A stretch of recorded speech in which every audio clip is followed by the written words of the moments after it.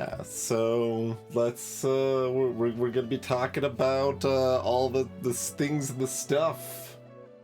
I mean, for me, it wasn't as impressive of a year in games as it was for a lot of people. A lot of people has a pretty standout year. It was, it was whatever for me, but we'll get there. We played a lot of stuff, tried some new stuff, and the shows that were new to me were a little more impressive this year. And anyone else is also welcome to comment on their favorites and what they felt about various things we talk about, and just kind of open discussion and all of that. The Grand Meister, that's right. Hello, Speedfrog. But just seems like a thing to do, is talk about all the stuff. You can see the difference. There's dark mode, there's light mode. It's like Twitch dashboard and spreadsheet of stuff. The one we'll be looking at most, I did at least put a blue backing on it there that makes it a little less bright. But, I guess just move into it, I suppose. Hmm?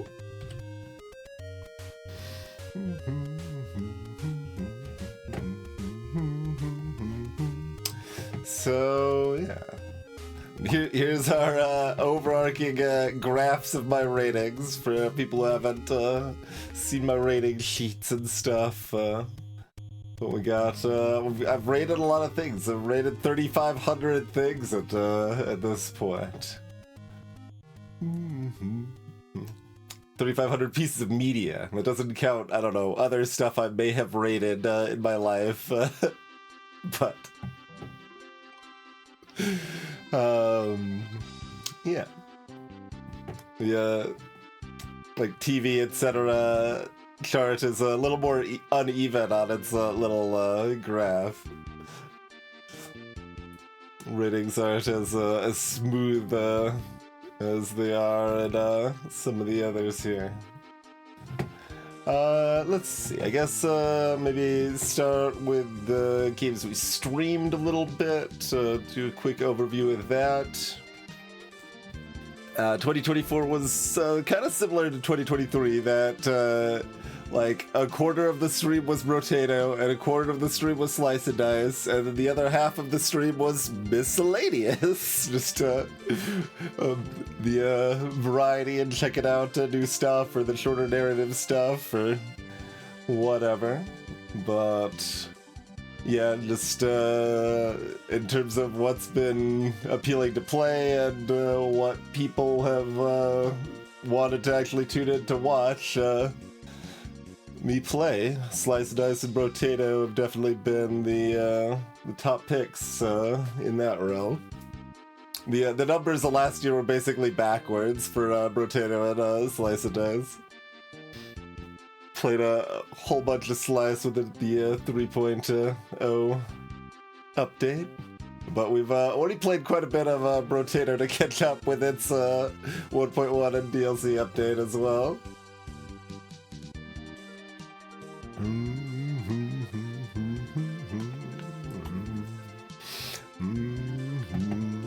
But we did play other things. Played a pretty good amount of Dome Keeper. That game also had a sizable update with its challenges that were a good way to approach the game and keep it very interesting. So had a good time revisiting that. Did some Fairy Tale Fables for a while. That scratched at least some of that Lost Storybook Brawl itch. Villagero's a standout game for a lot of people. It wasn't as standout for me, but we still played a good amount of it. And since I stopped playing, they have there is a mod that has like a built-in calculator for the game, So that means it's like it's possible I can revisit it now, since like it was so tedious to just do all the calculations manually before. So it's nice that there's other options there. Hello, Aardvark. Let's see, other auto battler situation. We did a decent amount of Despots game. It is kind of wonky in that like the main mode tries to be like more single player focused but still have a little multiplayer element, and that wasn't quite jiving for me. And there's a mode that was mostly multiplayer, which is what we played the most of here, but like its balance was a little wonky, not quite there, but it was still good fun for a while.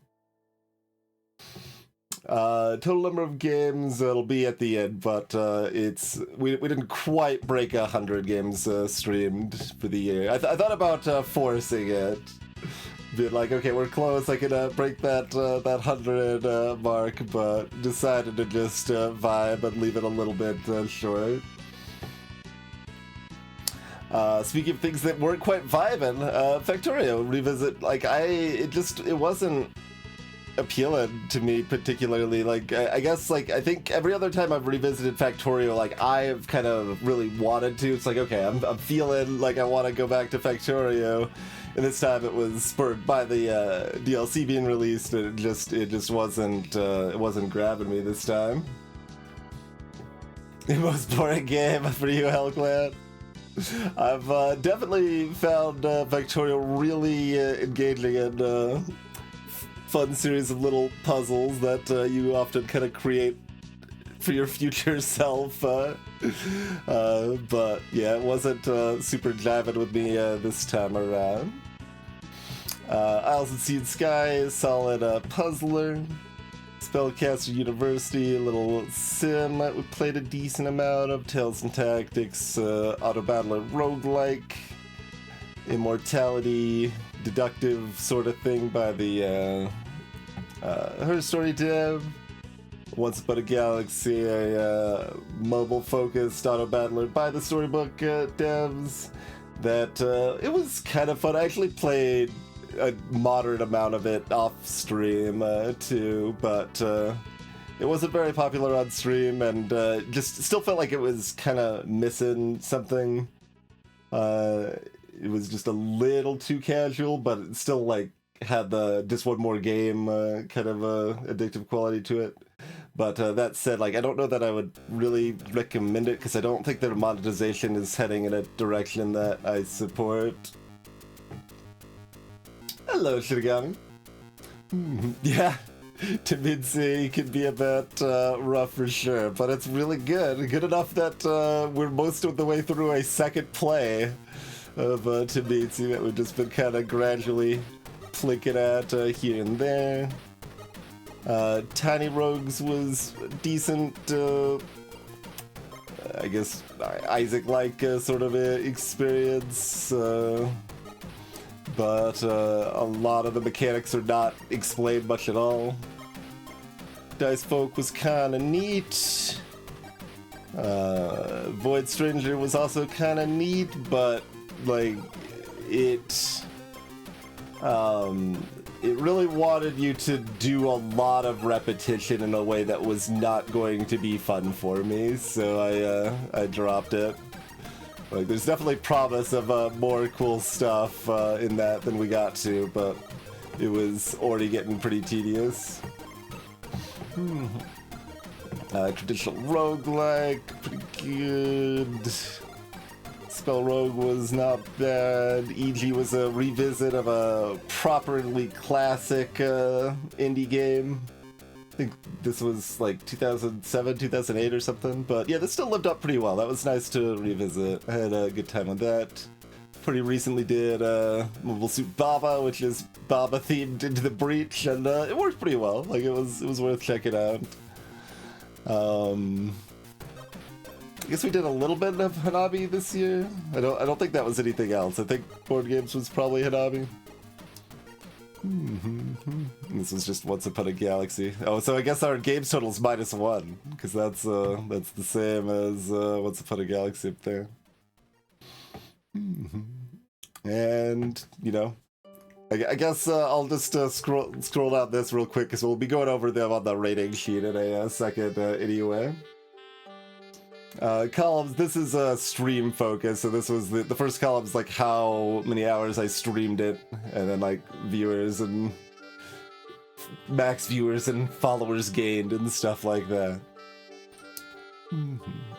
Easiest way to summarize the stuff from a streamed perspective, though. Yeah, we tried out Chance of Sinner. What else did we do under just chatting other than what we're doing right now? I'm not sure, actually. Bob was okay. Lone Star was kind of cool, but it was really lacking in quality of life and tried to force meta progression. That was unfun if we wanted to get to a difficulty that would be appropriate for me, so that's another one that's like, I will not play ever again unless I can skip the meta progression.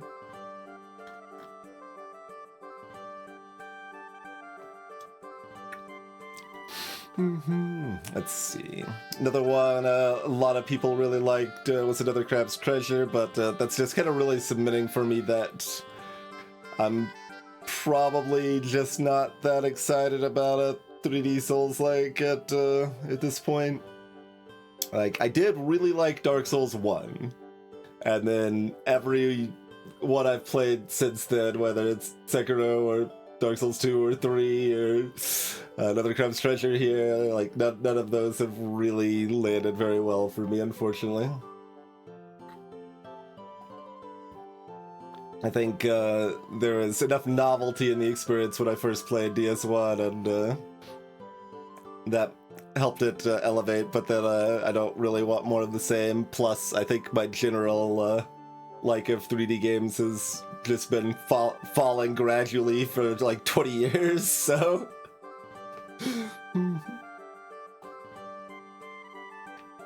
Managed to get a little bit of Spelunky, classic pacifist Spelunky awesomeness. I guess we did not get in a single game of FTL in 2024. We missed out on our quota of one game per year, I guess. Might have to make it up in 2025, we'll see. And a bunch of other stuff that was short or we just tried out. Normal S-Phone was decent. Like, reasonably straightforward, but still touching a narrative experience. Touched on a little more of the new adventures of Bob As You. Tried out the demo of Chronosphere, which was pretty cool.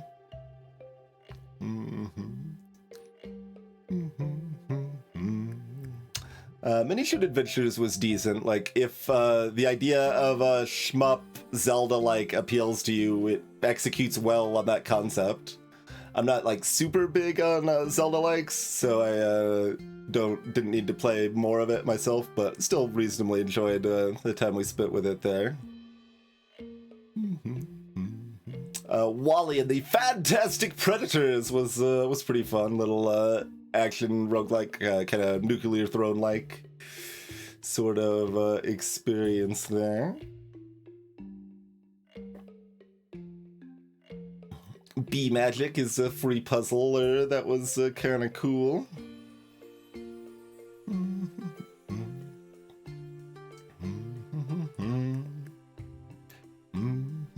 Nobody ever wants to watch Disc Room, but Disc Room is still a cool game. That's like, even compared to just the random one-offs, you can see like nobody's watching Disc Room at all.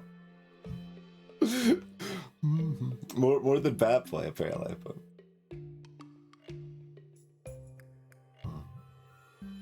so yeah, I guess counting that one subtraction, we ended with 92 games played for the year. When am I playing FTL this year? We'll see. December 31st, maybe. I don't.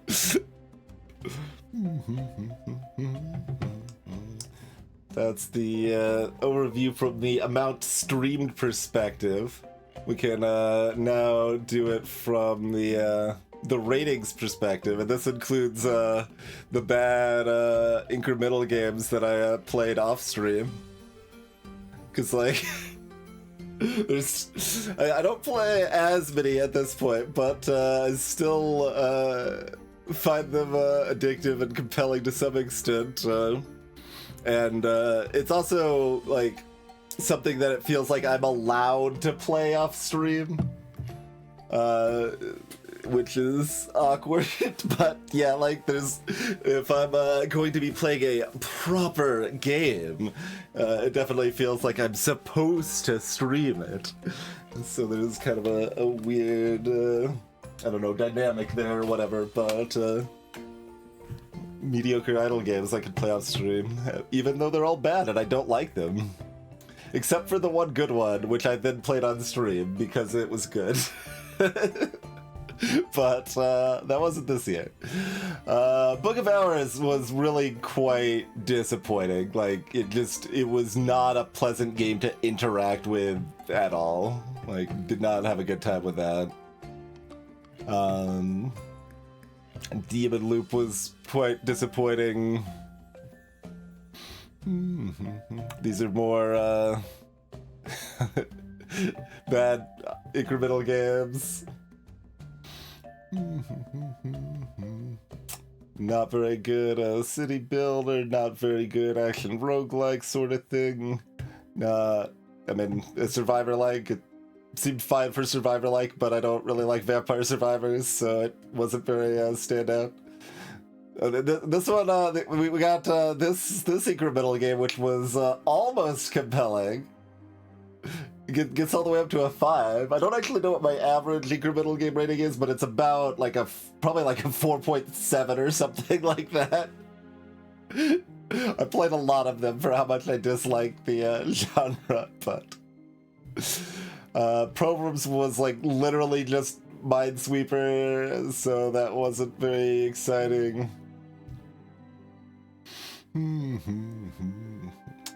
Some other so-sos here that didn't land super well for me.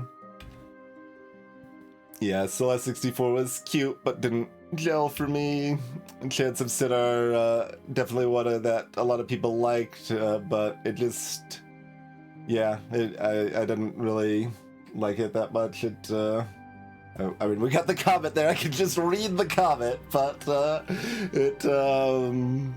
it wasn't giving me satisfying aha moments. It was just kind of like, oh, yep, that's the connection, I guess, sort of thing. It wasn't giving me that spark, unfortunately. Given we did pretty recently, it was pretty whatever. Hotel Infinity was off stream. That's a free itch game that was, I don't know, mildly cute little narrative thing, I guess. Roots of Yggdrasil is a lot like Islanders, but for me it had like kind of a big sin of the building placement being like really open, like not on a grid. But the adjacency was really important, so like tediously min-maxing to place things exactly in the right spot was like really important if you wanted to do as well as possible, and that's not very fun. So that detracted quite a bit. Space Mech Pilot, another incremental game, gets all the way up to a 5.5, and also it is now surpassed Life is Strange as my lowest rated game that still made me cry. Like, it's got a narrative to it that isn't like that good, but the character that you're interacting with was still just I don't know, affecting enough that it still was like hit me a little bit. Yeah, Islanders was that way too. Yep.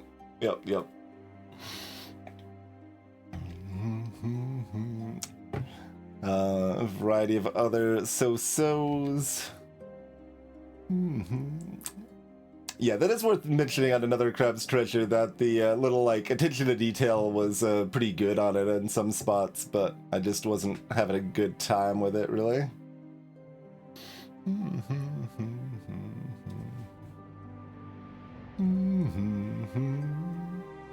And yeah, there's like stuff like this that for the right person I would still recommend this. Like it's not really the sort of life sim gameplay that I'm really looking to go into, but it was cute, good art style, decent humor to it. So if someone looked at it and was like, "Oh, that looks like something that would be appealing to me," then yeah, it's worth checking out. It's kind of neat. Mining Maxi. We did a couple Motherload likes, and they were fine, kind of disappointing. Yeah, this is another thing kind of in that category of Night Market where it's like, well, I didn't really like it, but if it's, I think it executes well enough what it's trying to do. If it's someone that it thinks that the sound of like pool mechanics plus a roguelike is appealing, then this is that, and it seems to be pretty well executed on that front. I just don't really like billiards, whether physical or virtual, particularly.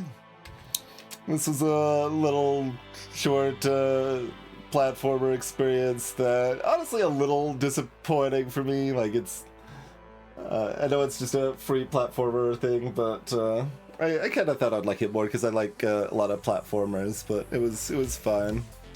20 small mazes, fine little maze-based puzzle thing that was free.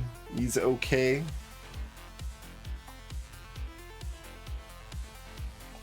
Bombay didn't land for me that well either.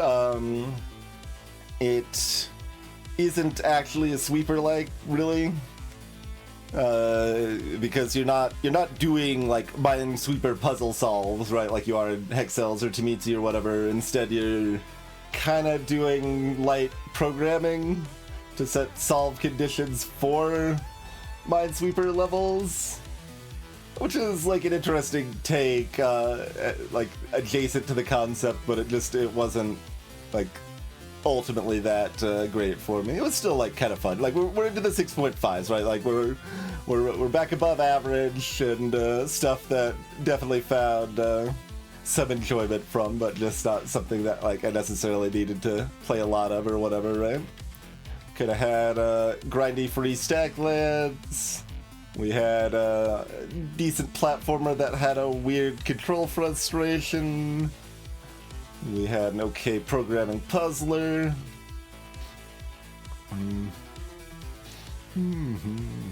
Did some other roguelike-y stuff, more logic puzzle stuff.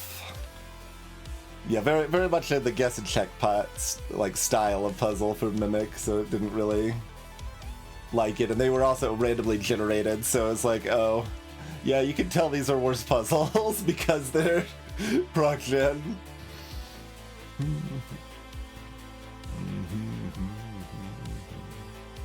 Oh, was this the best thing I played off stream? It might be. It's a short little narrative sort of free experience. You know, it's still a 6.5, so I'm not like, oh, everyone needs to play it, but it was okay. Free short puzzler that I don't think anyone around these parts is looking for a blind speed race game, but if you are, I think Legend of Lumina would be perfect for a blind speed race game. That's where nobody racing has played the game before, but everyone's trying to beat the game as fast as possible, sort of thing. We just did Understand pretty recently, and it, another one that was fine. Just did not land nearly as well as The Witness or even Taiji. I guess, yeah, that's the other best thing I played off stream. Played Unreal 2 with some friends online.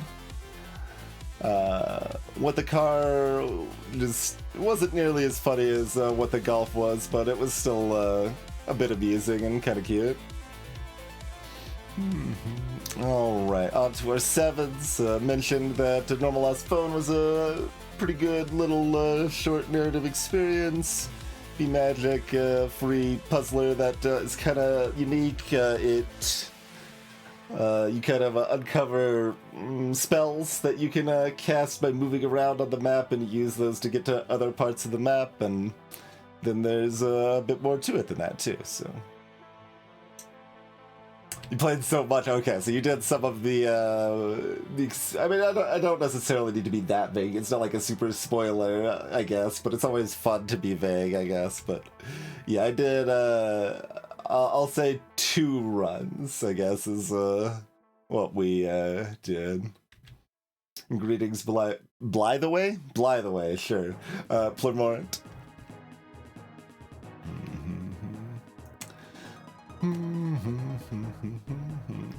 So Dice Folk was too easy, even when I got a save file to skip all the difficulty levels, and was kind of missing something nebulous, but it was still pretty fun. Like, Dice Folk was worth playing, certainly. Didn't have a bad time with that. Chronosphere kind of worked better than I expected it to. This kind of turn-based shooter sort of thing that still feels like you want to move fast, and is kind of fun to do so, like, it worked pretty well. So we'll see how that goes as it is full release and all that. Immortality was a little disappointing, like, it just really did not compare to her story at all. Like, it still had some good discovery, but ended up getting a bit too tedious. Which, I mean, is like, there's almost like an asterisk to that description, because my playthrough of her story also got tedious at the end, but I don't know, just the good parts of it were novel and cool enough that it really stood out, and the others by the same designer have not as much for me. I mentioned Lone Star earlier, that there's... Oh yeah, I didn't mention that there's no undo though. Like, Slice and Dice ruins me for games lacking its good quality of life. Like, Lone Star really is a game that wants an undo, but instead I have to stare at the screen and fully calculate out, like, most of my turn before I do a single action, and that's so much worse.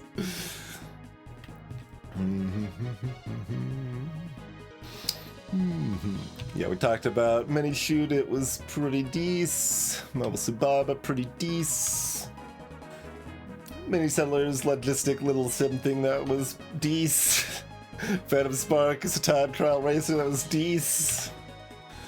Scoot Kaboom was like a one-screen platformer. Well, sort of. It was sort of a one-screen platformer. It was... You had individual levels, but you could zoom out to the whole set of levels simultaneously or whatever. Shogun Showdown, another roguelike that was decent. Like,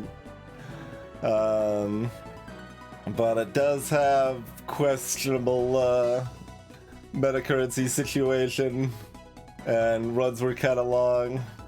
But I had a good time with my one run of it.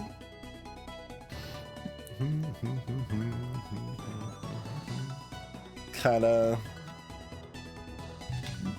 decent spellcaster university little sim sort of thing. And that's where a lot of the stuff kind of in the middle lands, right? Like your 6.5s and 7s. Like, it's like, yeah, no, it was pretty good. Kinda had some fun with it. Don't need to play more. That little kind of short description can apply to all of those, basically. It's just, they aren't good or bad enough for me to say that much more about, I guess, in most of those cases. And Tales and Tactics, if you would like an auto-battler roguelike. It does have an actual multiplayer async auto-battler thing as well. Seemed decent enough. Teddy Rogues is definitely a mess of a game. It's like a pretty fun mess, but definitely a mess. Witch Hand is very similar quality to Stacklands, just a lot of the same pros and cons of Stacklands. Hello, Ariana. And yeah, so as far as completely new games, despite it still only being a 7.5, Balatro is one of my higher of 2024 for sure. It does have a built-in unlock all button. It does the kind of dumb thing of completely blocking all achievements when you do that, which I don't really understand, but like whatever. The important thing to me is that it's got the unlock all button. So like I played 40 hours of Balatro and have 0 achievements for it because I of course pressed the unlock all button before playing a single game. No, that mod did not exist while I played Aardvark. It's certainly possible we could revisit Balatro at some point. I haven't like super felt the need to, but possible I would at some point. Certainly made a lot of people's game of the year for 2024. Domekeeper, yeah, we talked about the update given those challenges, which were a really good way to revisit and just, yeah, like kind of a perfect way to approach the game for my taste. Like, I'm not super interested in the high score runs, but doing challenges that keep making you approach the game a little bit differently each time was pretty fun and a good time. So, just a good implementation of roguelike plus Motherload-like, I guess. E.g. classic Metroidvania sort of experience that... run and gun platformer, probably more accurate than Metroidvania. But we played it fully pacifist, I think, and like the cute thing about this is like properly classic indie game, right? So like we're talking before Super Meat Boy and Braid. It was a freeware indie game, like a little bit after Cave Story, but not that long after. But it was actually updated in 2018 and added a little bit of quality of life and made the pacifist route more interesting. Like the weaponry actually has like different modes you could put it on to a pacifist mode, and that was really cool. And it's got a really good ending song. When I first rated this game, you know, like 15 years ago or whatever, like, it was kind of like debating between a 7 and 7.5. It's like, no, I love the ending song too much. Gotta be a 7.5. Isles of Sea and Sky, quite solid puzzle experience, like kind of exploration based. So there's almost a Metroidvania style exploration aspect to the open world puzzling sort of experience. And that was pretty fun. I didn't like quite 100% it, but we, I don't know, 80%ed it or whatever, and had a good time with it. So, of stuff that was completely brand new, Balatro and Isles of Sea and Sky are my top picks for 2024. Like I said, with my top picks are only 7.5s, it's not the most stellar year, but that's okay. We still found some decent stuff, and yeah, Once Upon a Galaxy, we talked about a bit that like I still found it compelling, played a decent amount of it off stream, but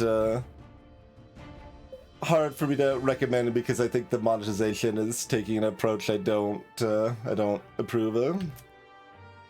Yeah, no, I should mention Run the World in Between too, though. That'd be probably number 3, I guess.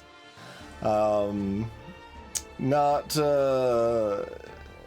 it's not like that special. It's a platformer with kind of production level segments, and that's kind of like, or more accurately, like there's level segments that are put together in kind of a random configuration or whatever, and then you beat like you get like that section of levels, and you keep attempting and stuff.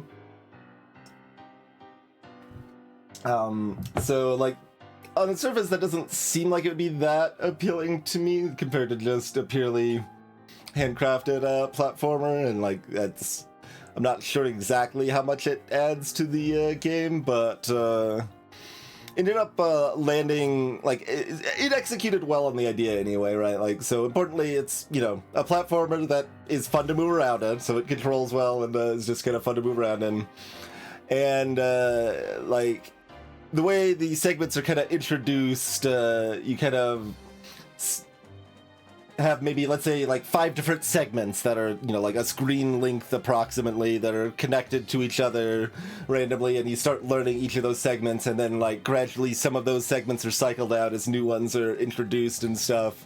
So you kind of just have like just enough time to kind of master getting good at a segment before it gets cycled out, and like that ends up actually working pretty well. And it definitely helps that it has really solid music too. But the biggest standouts of the year were just the update for Slice and Dice and the update for Brotato. So a little awkward, but that's the reality of it for me.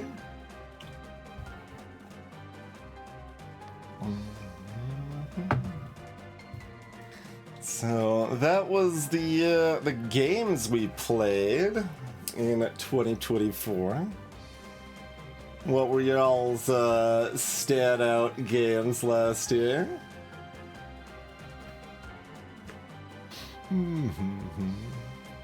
But yeah, definitely been enjoying revisiting Brotato, and it seems like many of y'all have as well. We haven't revisited Slice and Dice since the 3.1 update, so there was one more update this year that did some rebalance stuff. When I put it up on a poll, like, nobody seemed very interested in going back to Slice and Dice, so I was on the fence, and if people weren't interested, I didn't necessarily need to right away. I imagine we still will at some point. It is a great game still and all that, but importantly, like we said, it's ruined us for other games because of its glorious undo button. But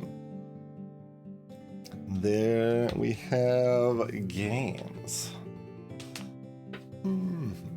I did not play Hades 2. I did not really enjoy Hades 1.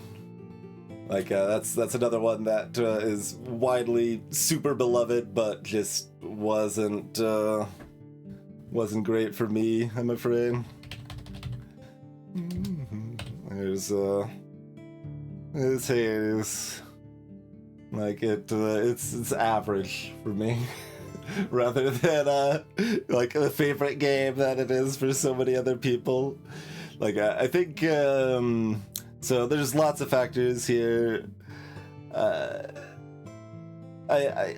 like the concept of the meta progression actually being like completely plot and narrative relevant, but that doesn't change the fact that it's still a much worse gameplay experience for my taste. So unfortunate that there. So like conceptually I like what they're trying for there, but like Hades is kind of almost the proof of like, well, if I still didn't like the meta progression here, I'm never going to like the meta progression in anything. I should just always skip it now, from now on, is basically what I've kind of figured out at this point. Just, it's not for me. And then beyond that, the just kind of core loop is not really that much to my liking these days, I don't think. Just that kind of action combat experience is not really what I'm looking for. That's part of why Brotato is landed so well for me, is it's like, it still requires the physical skill aspect, but it's just it's less pronounced, right? Like, Brotato has a better just balance for what I'm looking for nowadays, I think. That it's got important decisions to make in the shop phase that are continually interesting, and then there's still just enough physical skill in your positioning and your dodging and stuff during the kind of combat phase to be, satisfying and challenging enough for me, but not the entire focus. So that's I guess the standard caveats that like, oh, I'm not saying it's a crap game or whatever, but yeah, it just is not what I'm looking for at this point. As awesome as Dusa is, like I do love Dusa, but my heart is not steel. Dusa's awesome, but hello, Redmia. Redmia mentions FF7, Silent Hill 2 remake. Landing quite well. The Marvel vs. Capcom collection and Castlevania Dominus collection. What's let's see, is the Dominus collection just like the old Castlevania games ported to PC then, or is there a little bit more than that? Yes, Ariana, so we've mentioned incremental games here.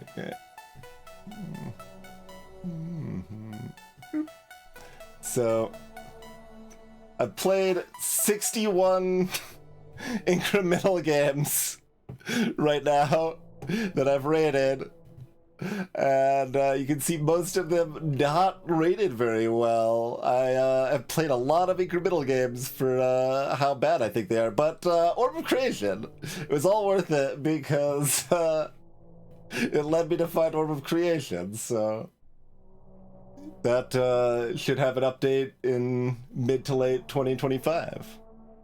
And we'll look forward to that. The DS Vanias, gotcha, Crimson. Yeah, Pacific Drive was definitely one that came up on a lot of people's top lists. Yup. And like the other side of the thing from the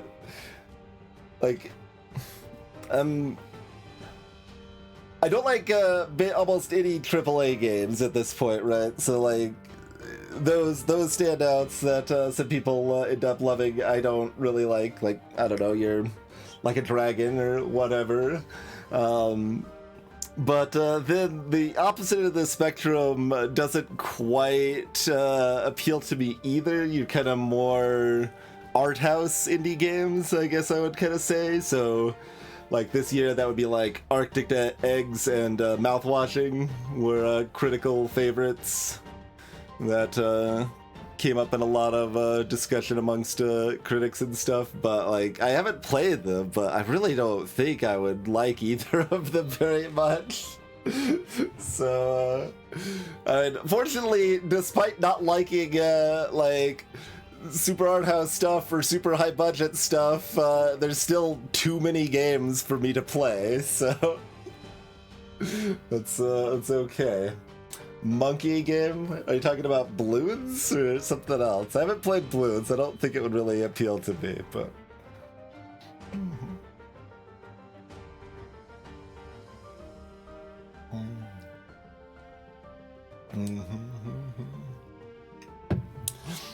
oh, the Wukong game. Oh, right. That monkey game. Yeah, no. So that's very much in the AAA that has no appeal to me. Absolutely no interest in that at all. Yeah, that could be rough, Ariana. Like, I haven't as much this year probably, but definitely in the past several times have tuned into like first time playthroughs of stuff like One Shot or Undertale and stuff. But I do remember one first time playthrough of Undertale I watched, and they were still in the ruins, but they turned off the music to the game. Like, what the hell are you doing? You monster! Which game was it, Aaron?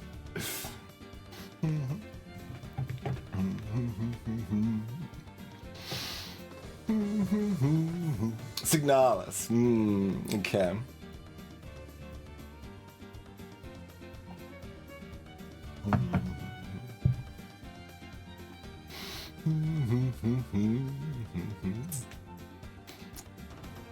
But I'm also musing at the fact that I don't know, when Undertale had first come out, and like I remember someone saying that it was their favorite game ever, and I'm like, it just came out. How is it your favorite game? And like just like almost dismissive about it, like regretfully, and then whoops, it became my favorite game ever. But yeah, it's rough for sure.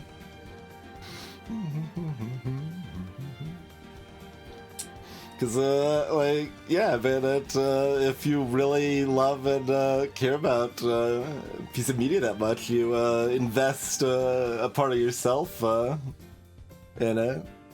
So when other people are like disrespecting it or don't care about it at all, it could hurt a bit.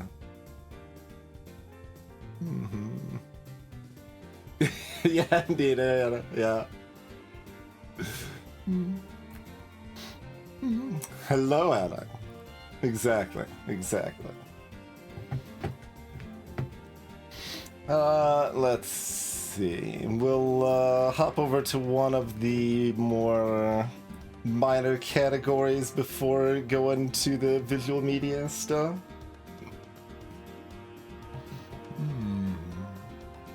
Alright, I don't know that there's anything super noteworthy on the podcast front for me this year. There's a new Jamie Loftus thing about revisiting like people that had past kind of meme celebrity status or whatever, and I think it's a cute concept, but it just wasn't really landing super well for me. Universe is John Greed talking with astronomer Katie Mack about like basically the universe, like describing how the Big Bang works and stuff, and it's like kind of interesting, but it still wasn't landing super well for me.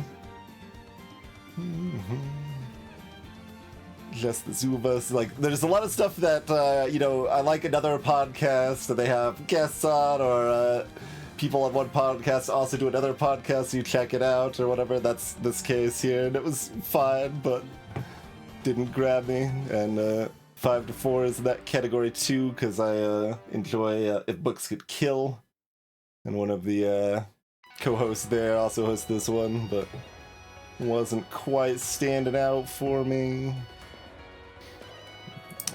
Big Game Hunger's kind of cute. Former Polygon person, Jitter Strober, hosts this podcast with a bunch of random people, where they kind of make up a new game concept and just improv ideas on that. It's reasonably fun.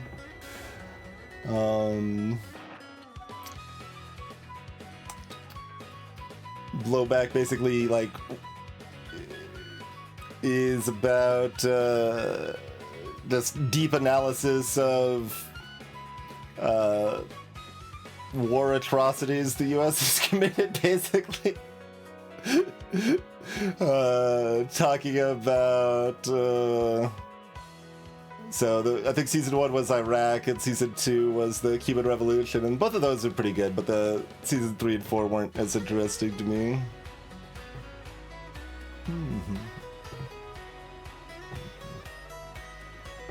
You just want music. Music's good too. Music is the media consumption that I don't rate. As much as you can see, I rate a bunch of different stuff and enjoy going into detail on all these different ratings. I consume like music on a song basis, not an album basis, and rating individual songs just sounds like an exercise in utter madness to me, so I have not not opted to do that. I know a lot of people really love Behind the Bastards. I listened to half an episode that I really didn't like, but I might try it again with another episode at some point. But yeah, that one... I'm trying to remember what it was. Maybe Vince McMahon? I don't remember for sure. I should have made a note of it, but it was last year, I think. Simply rate every song. It's not like you've got a playlist with thousands of songs and then, you know, thousands of other songs that are not on the playlist. But this is what I'm doing with the with music right now, is expanding the stream playlist by adding song weightings. So this is behind the scenes on the stream playlist spreadsheet right now. So like, we've got all the original normal playlist stuff up here that's got 100% play rate, and then occasionally a few that have decided to drop down a little bit or whatever. But that once we get past that, we got all the stuff that were on albums that are on the playlist, but songs that I'd previously decided weren't good enough to be on full time of the playlist, but if they're only playing like an eighth of the time or half of the time or whatever, they could be on the playlist to add more variety without overstaying their welcome. So that's we got a bunch of new music being added to the playlist. And the other cool thing I could do is that I can make it so that songs that are very similar will never show up on the playlist at the same time. So, like, this is from Divinity Original Sin 2, Path of the Godwoken with different instrumental focuses. So there's 3 different versions of that song that are almost the same but have, like, a different instrumental focus. So I can have them all on the playlist with low chances, and they'll never show up at the same time. I know a lot of people probably don't care at all, but, you know, it's a cute way to add more variety to the playlist without really lowering its quality, is kind of how I feel about that. But that's what I'm doing on the musical front.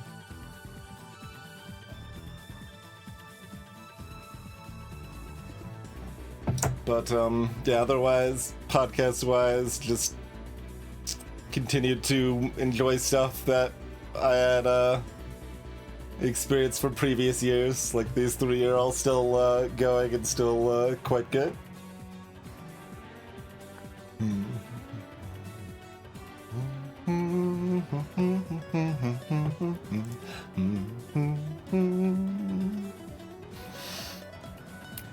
It's possible, Hellclear. Although there is at least 1 or 2 songs I leave off the playlist since they're too prone to tears.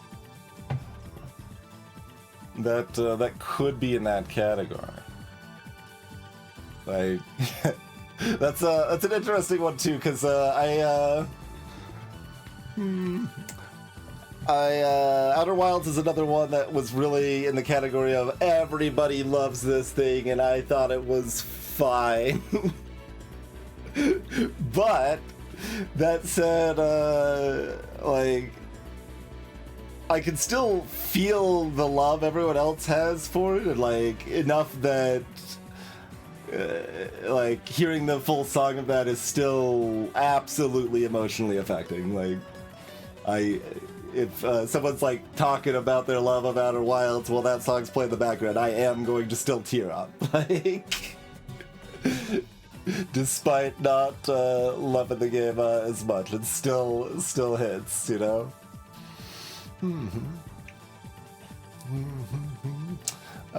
Let's see. Board games. Really not that many on the board game front for me either. Like, I think 2024 might have been the fewest board games I played since I started board gaming. I guess I could actually check that. I forgot to check that. I just thought that was a thing, but didn't verify. It's probably true, though. It's probably true. Let's see. What was new to me? I guess this format doesn't have their ratings here. I probably could have figured out a way to show ratings here, but that'd be more important if there were more of them to show, probably. But So what was new to me?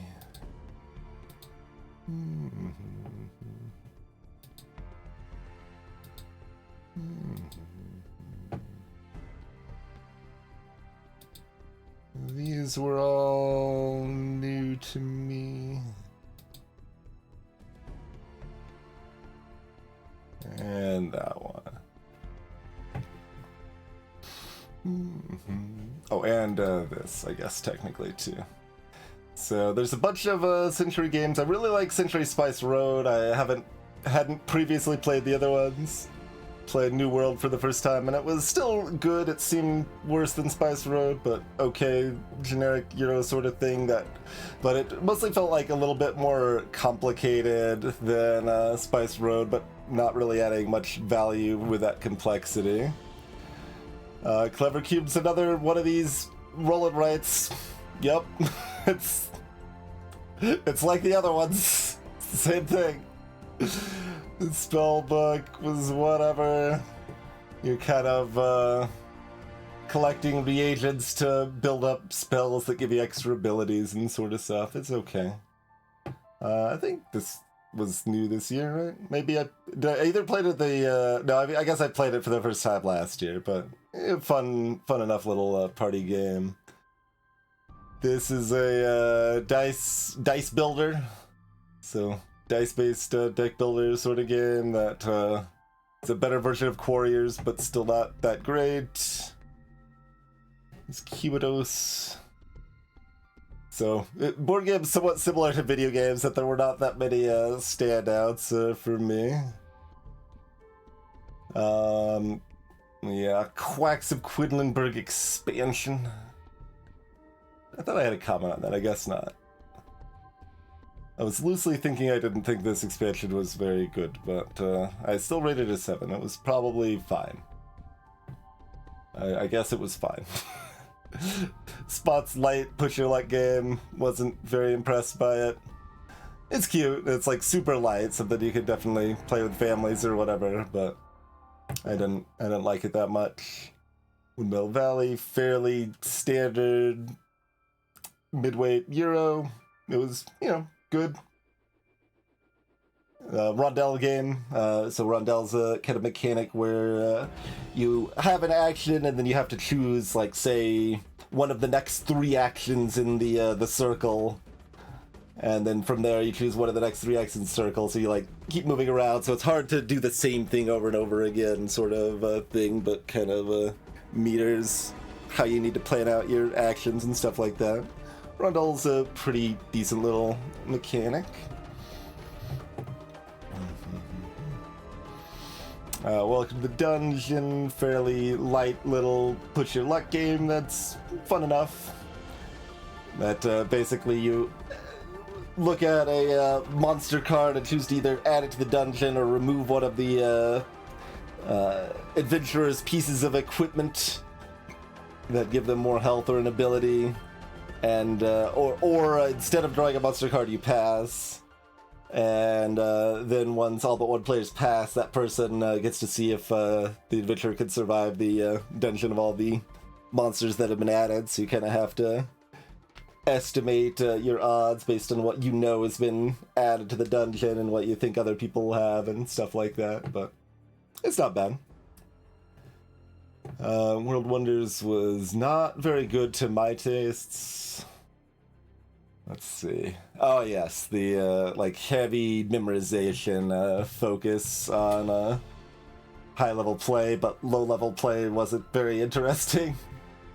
And it's kind of just heavily based around spatial placement, which is almost never going to be my favorite sort of mechanic. Like things that are all about building up certain colors, adjacency bonus next to other buildings of the same color, sort of stuff like that, just usually doesn't jive with me very well at all. Harvest is a remake of Harvest with the same name. I think I like the new version worse. Like, it's it's fine. It's a little bit streamlined in some ways that are nice, but kind of loses some of its teeth and variety as well. But basically a light little... well, light's not... it's still relatively light, but a short worker placement that you don't have a lot of actions, but those actions have pretty good impact. And in the original, everyone had pretty wildly different like abilities that were all really strong. In this version, everyone has different abilities that are normal. They're fine.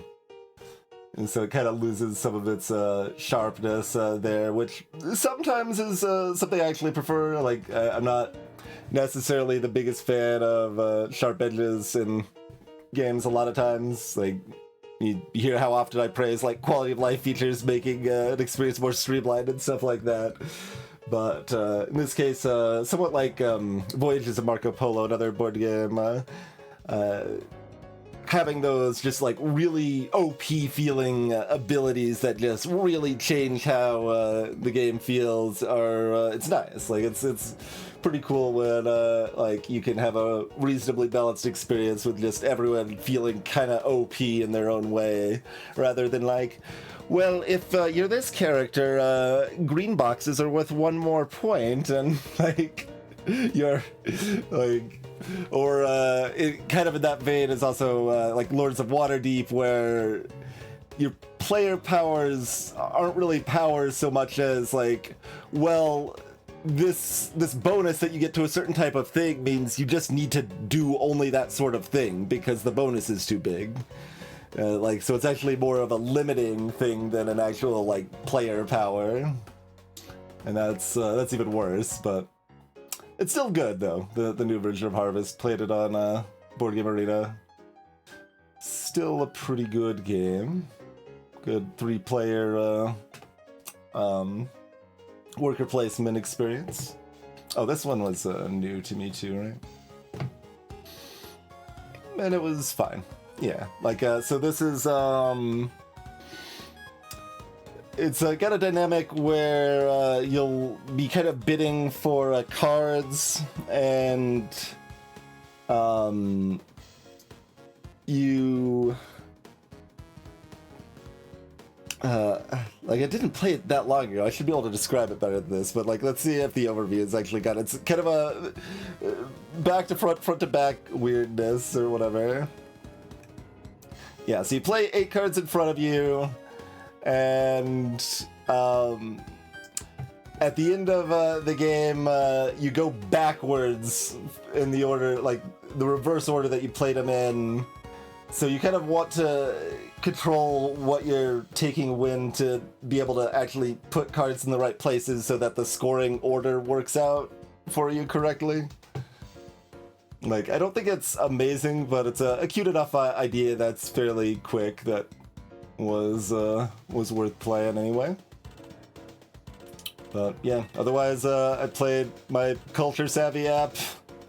That one thing I would like to do in 2025 is put that on itch.io at least, so even if it's not on the proper mobile stores, people can actually grab it and play it themselves if they would like.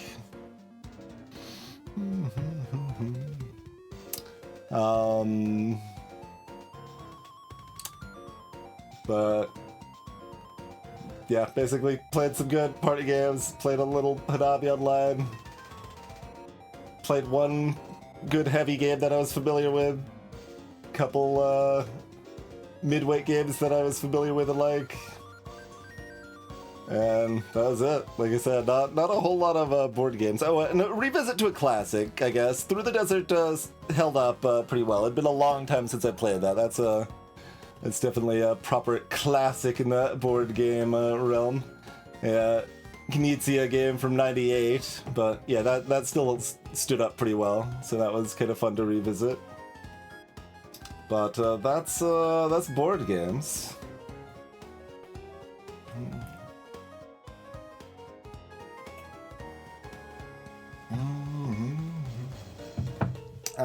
Let's see. We'll do one of the other small categories and then take a break. Comics. Apparently I don't care about understanding comics, despite liking comics quite a bit, because understanding comics didn't really jive with me. Didn't seem to offer me much.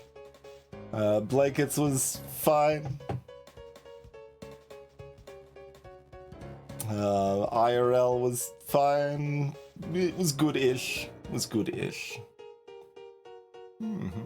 Wow, incorrect. You like to understand comics? Yeah, I mean, it was recommended by a friend of mine who thought it was really good.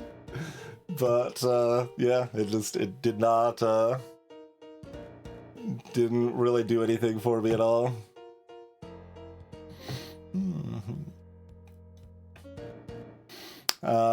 There's just a series of fan comics for Owl House that are good. It has the kind of awkward fact that, like, they're able to draw, like, really good art comics very quickly, but, like, English is not their first language, so occasionally the word usage is just really weird.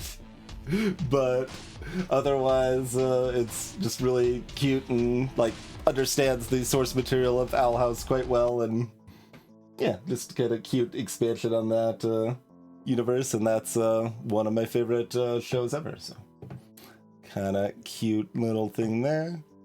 Yotsuba is really good, other than this, unfortunately, but it's by the same manga artist that made Azumanga Daioh, and it's just a super cute, charming story about a young kid that's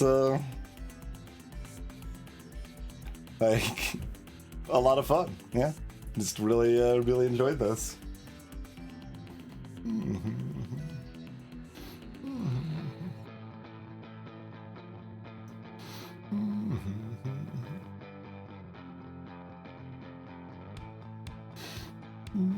Yep, I really liked Azumanga. I mean, I think I slightly lowered my Azumanga rating on my recent rewatch, but that was from like a 9 to an 8.5 or something like that. Like, it still mostly stands up well. Like, the pervy teacher was extra off-putting at this point, and I wish they didn't exist, but the rest of the show's great. And Yotsuba has kind of a little bit of that same sort of thing going on, where it's got like one really stupid thing and everything else is great. So, and on the weirder side of thing, Scoob and Shag is a webcomic that starts out completely stupid and just like seems like a complete like throwaway meme sort of experience, and it goes places. It is not a finished one, but it was pretty cool. Definitely had a good time with that. Yeah, I mean, that's sort of the implied Joe Gadhuck, but like in practice, like literally the female teachers are going out of the way to protect their students from him. Like, it's like obviously a problem, and it's not like, yeah, it's not good. But like I said, short, didn't read too many new comics, but two of them that I did were really good, so like that's rated higher than any of my new video games this year.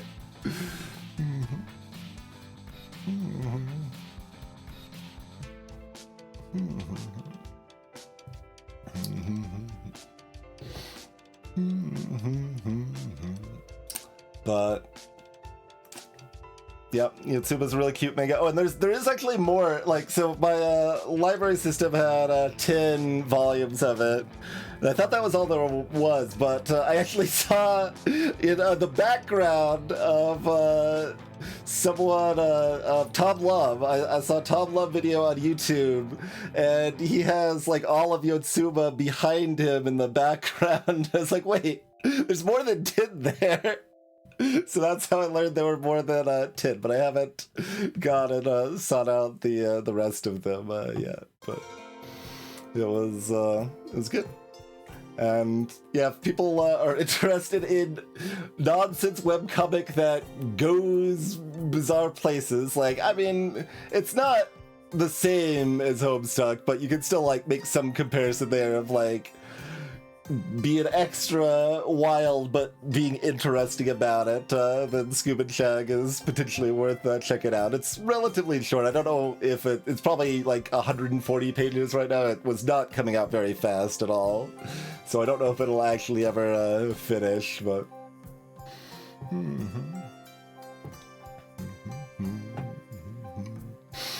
Okay. So break time, and then we will get on with the TV and the anime and the movies and all of that jazz. So, yeah, thanks for hanging out while we wax about the fun stuff that we interacted with last year. And we'll be back in about 5 minutes, everybody. See you shortly.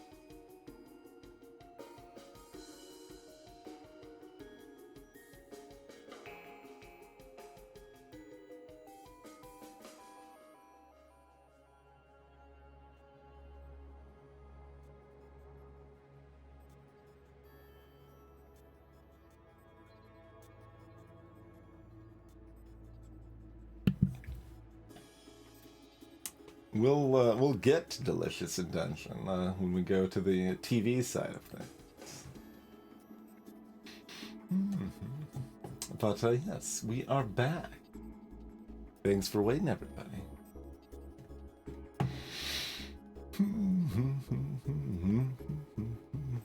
And yeah, I was talking about the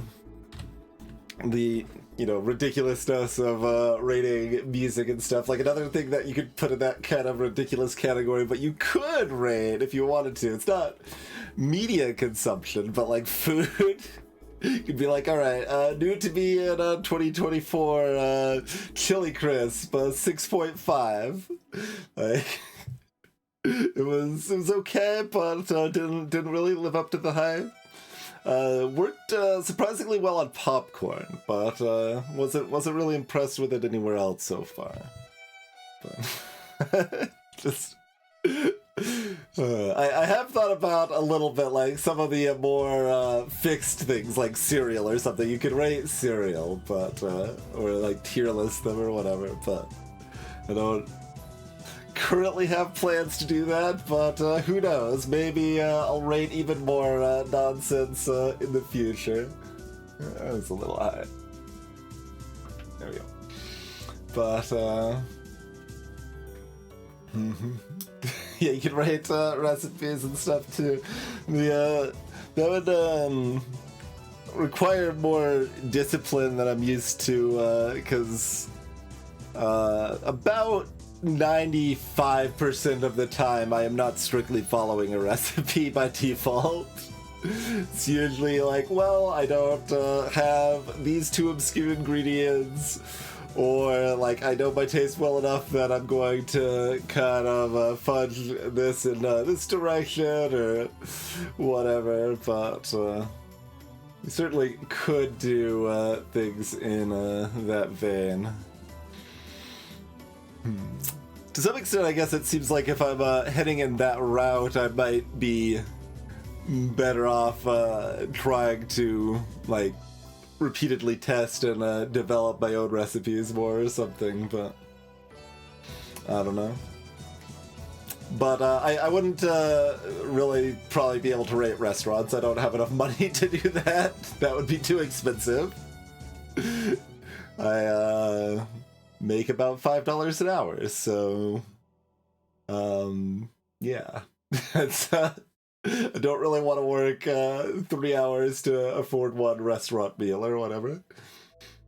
But there's plenty of prepackaged food that one could rate in that realm. But don't actually intend to do this, again, to be clear. But the idea does still amuse me a little bit. I think 2024 was the first time I had red lentils, and those worked quite well in like curry sort of stuff.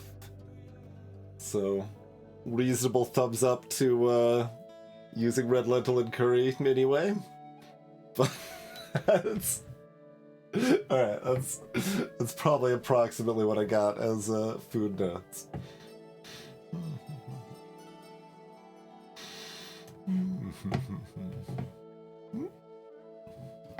Okay. Yeah, something like that, over. But then, like, oh man, like, am I just purely judging on taste? Because there's, I mean, well, you would also have to factor texture to some extent, like, because that's part of the cohesive whole, but am I judging them all in the same category? So therefore, I don't know, sweet stuff is just going to, like, dominate the charts or whatever? Because, like, it's really hard, like, I don't know, homemade, fresh, white chocolate chip cookie. Like, how many savory things can I eat that are going to compete with that on a raw taste value? I don't know. That's right, the individual ingredients only. Rated on utility. Taste, all that. But then you'd still have to rate egg down a little bit for still being an animal product, but it is tasty and very high utility, so egg still gets like a 9 or something, probably.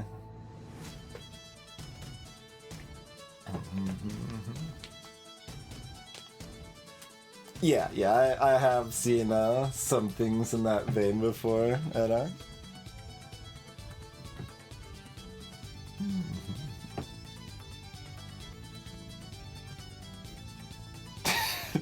No, it is more amusing to have it just all on one list. You're like, homemade white chocolate chip cookie, followed by Cool Ranch Doritos, followed by the red lentil curry recipe by Sarah's Vegan Kitchen, or like you just like have all that's just on one list. Then you have Frosted Flakes. Like,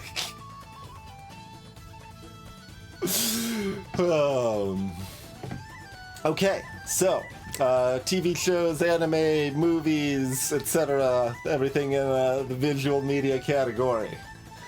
Here we go. Let's kick it off with stuff I didn't really like. We'll just go bottom to top here, like we did with the games.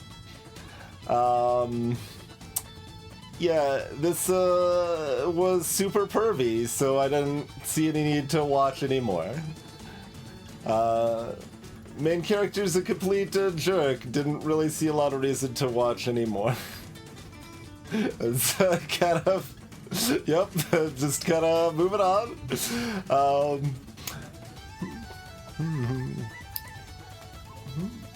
Okay, you're making me think what I've got highlighted was cut off at the bottom of the screen. I just not.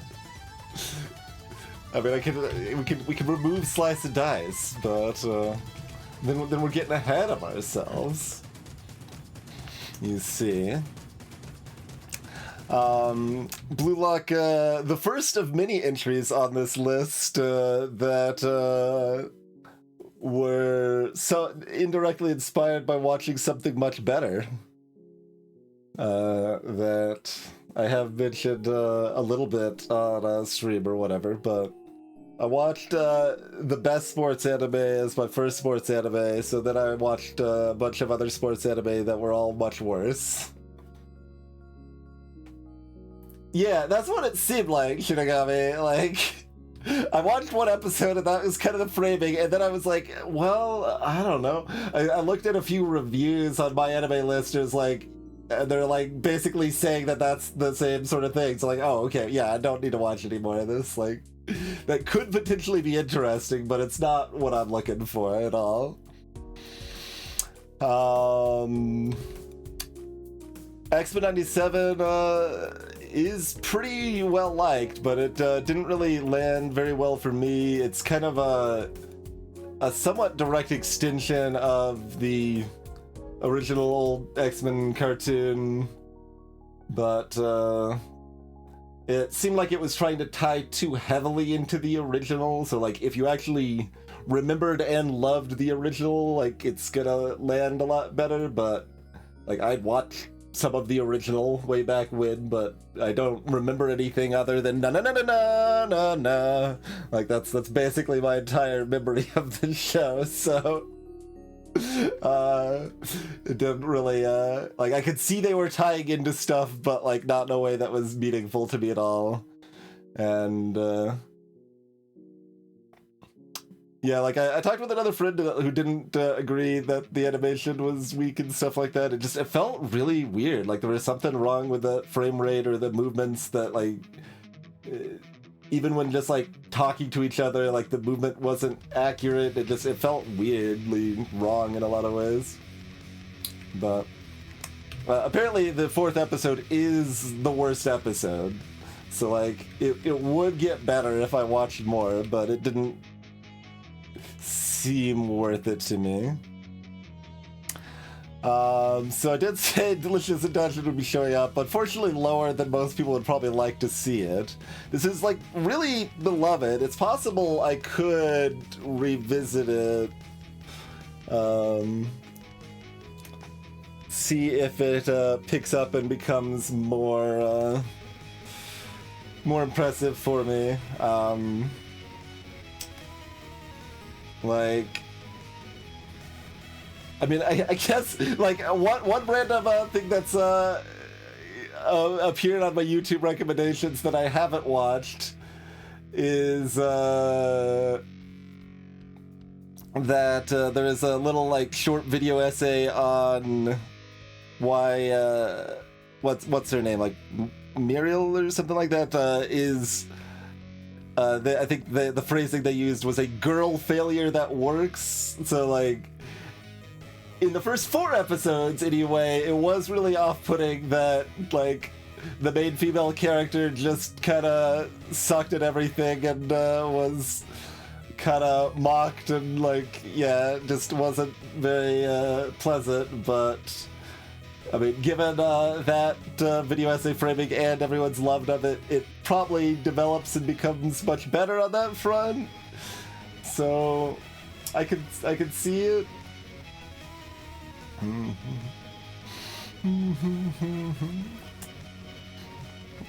Hey, Dragonheart.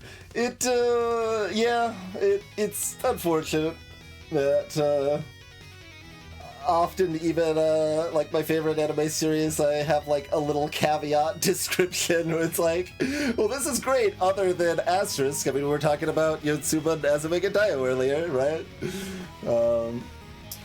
But are we just discussing all the reasons anime is bad?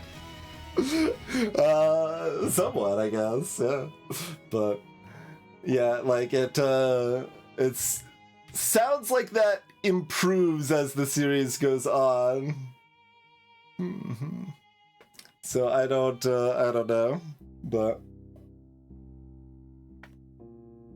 I mean, generally 4 episodes is about enough to know if most shows are going to grab you and be worth watching, I feel. But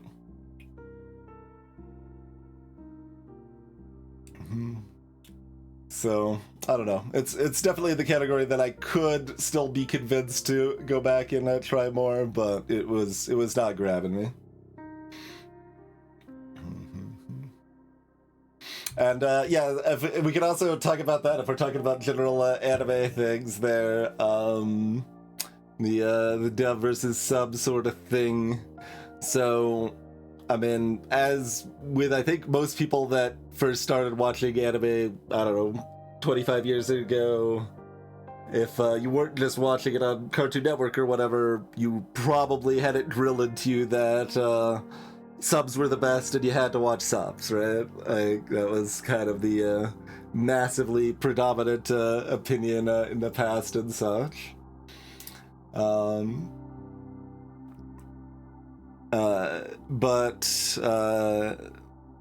in the past several years, I've kind of opted to try dubs more, and at this point prefer them.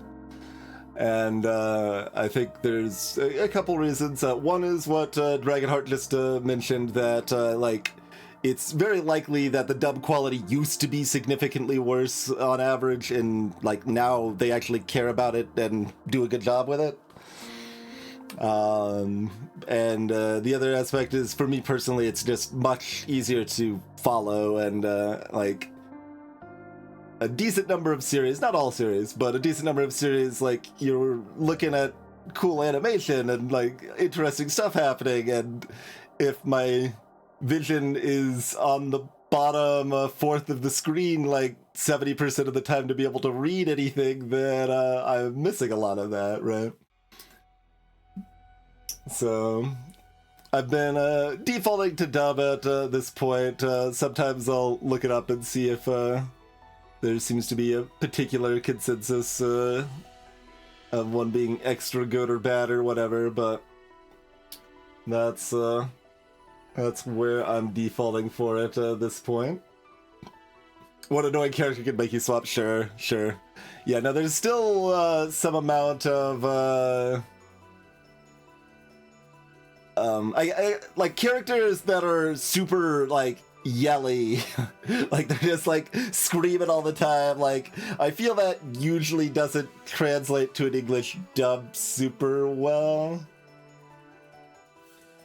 So that's a little awkward there. But yeah, as far as Dragonheart's comment about just like shrugging off bad anime tropes and stuff, it's like, well, like don't see any reason to shrug it off. Like, I think I'm judging the media in the world that I live in and can compare it to other media that doesn't do these bad things, and like it does impact my enjoyment of the show. And on the, I don't know, more quote normal American TV or whatever front, another thing that has been often a trope sort of thing that I don't really want to watch very much anymore is just like the kind of asshole like main characters, but like especially like an asshole dad or whatever. But like when the characters are like all shitty, I am a lot less interested in watching this show, right? Like it can still be interesting, and I'm not saying it's like strictly bad. Like you can still have an interesting show and development, and there can be reasons to have miserable characters for a lot of reasons, and they can also develop and become less miserable and stuff like that. I'm not saying it's like strict, like everyone always has to be nice or whatever, but I mean, we talked about that a little bit on Blue Lock, but that's also when I have recently in the past couple years done some partial rewatches of The Simpsons, of Arrested Development, of Scrubs. Like, all of those are much less pleasant for me today than they were 10 or 20 years ago or whatever, right?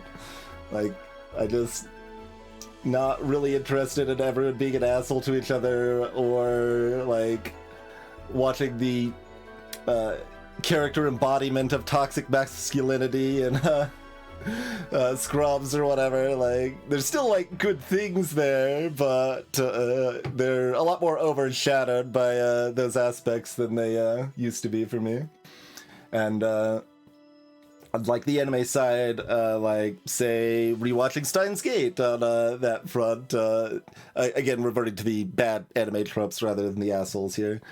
It could happen in anime too, but like Steins Gate's pretty misogynistic and transphobic. It's like still got a really emotionally touching story, but it's got major problems that like made it like kind of hard to evaluate, where it's like, well, it's got these really shitty things, but is also still emotionally affecting and makes me cry and is interesting. Like, it's a dance. But so for Steins Gate specifically, that meant I had lowered my 9 rating to a 7.5 in that case, when I rewatched that like 2 years ago or something like that. But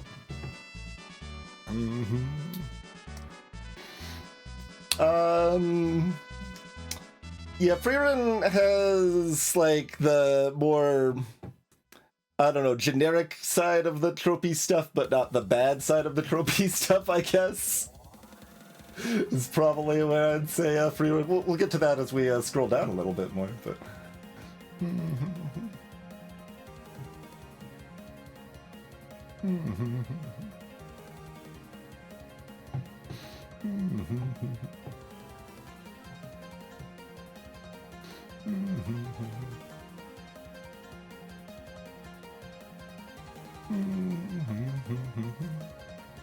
Yeah, Fullmetal Alchemist is pretty great, and also an example of an earlier anime that had a notably good dub too. But on that front.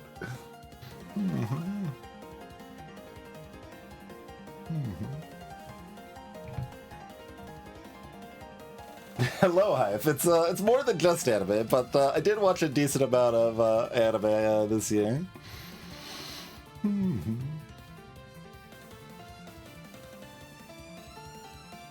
Greetings, Salty Tempest. Okay, well, good to know. I know, like, some people liked it, but yeah, that, I don't intend to revisit that. Like I said, I could be convinced to revisit Delicious in Dungeon, but one episode, like, it was pretty clear there's no reason for me to watch more of that.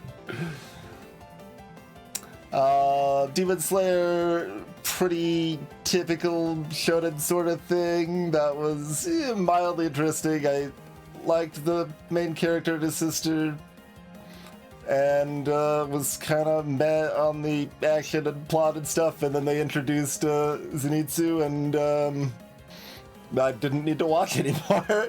They might be extra bad with the dub, I'm not sure, but I really disliked that character. Not for, like, you know, the, like, moral or whatever, I don't know, like, decency reasons, but because they were just, like, super annoying. You made the right choice. Okay, noted. Let's see. I got a month on Nebula to watch a few things on Nebula. Cries 3 was fine. Hello, it's another one of those shows that I watched after watching the Good Sports anime, and it was much less good than the Good Sports anime. It was okay. You might notice this is 13.5 episodes. Once again, kind of like on the fence, and then some like really stupid fan servicey sort of heavy focus garbage, like in a bad way, comes on, and I'm like, okay, it's over. Let's hop off of this fence, shall we? It's at the bottom of the list for 2024, Salty. We'll get there. You gotta build the suspense, even though I know some people already know what it is. But Zenitsu is something we have to suffer through, but he's been getting phased out in later seasons, huh?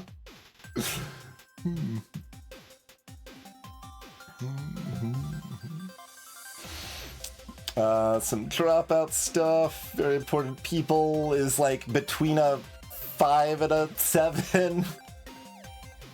Some episodes are very funny, others are just really not very fun at all. Yeah, we're sorted from lowest to highest rating here. Build up to the stuff we liked more. Blue Eye Samurai. It was decent. It's like, yeah, it's super tropey. That's not the end of the world. And probably my favorite scene actually leans into the tropes really heavily, but it just wasn't really doing anything that interesting to me, and it didn't really resolve well at the end of the season, and is otherwise just a bunch of violent action, which is, you know, still like kind of fun, but didn't do that much for me. Charlotte was a fine anime that was whatever, and I don't have any particular comments on. Girls Last Tour. That is one that might have worked better subbed for me. I don't know if I would like the characters more subbed in that case. Like, this is kind of a post-apoc setting with just two girls just kind of wandering the world and figuring out what's going on and rarely encountering others and stuff like that. And it definitely had good vibes. So like, if that kind of setting and kind of emptiness vibe is appealing, I think it nails that pretty well. But like, that isn't a big enough appeal for me to carry it when I wasn't really enjoying the characters. Like, broadly, I'm pretty character focused in media, I would say. Mob Psycho was fine. New Dropout show was fine. I like Parasite less than most people did. It was fine. Like, it's still enjoyable, but like, again, 6.5 still above average. Keep in mind before you get too many pitchforks out, but yeah, it didn't sparkle like it did for a lot of people. Another Dropout show that's kind of funny, but not super amazing. A fan Taskmaster series that wasn't that good, but it was still, you know, fine. The Disastrous Life of Psyche K. This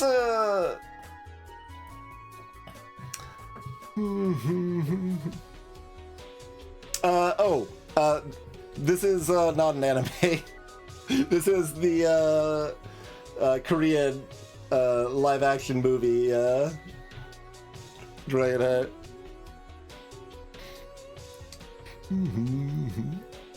I should maybe add a clarifier, but yeah, we've been talking about anime so much. Assuming it was anime is pretty reasonable. But yeah, no, that's the movie. That's the movie. Very different thing. I have not seen Parasite the anime. You haven't seen the Taskmaster anime, you're missing out. Missing out. Okay, so Psyche K hits something that I feel there's at least a decent number of anime that kind of hit, where you have kind of a enjoyable core cast or like main character or whatever, but the side characters are like extra over the top and annoying.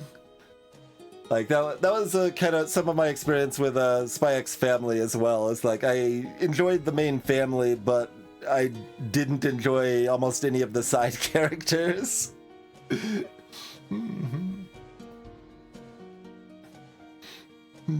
Lots of Alex Horn fan service.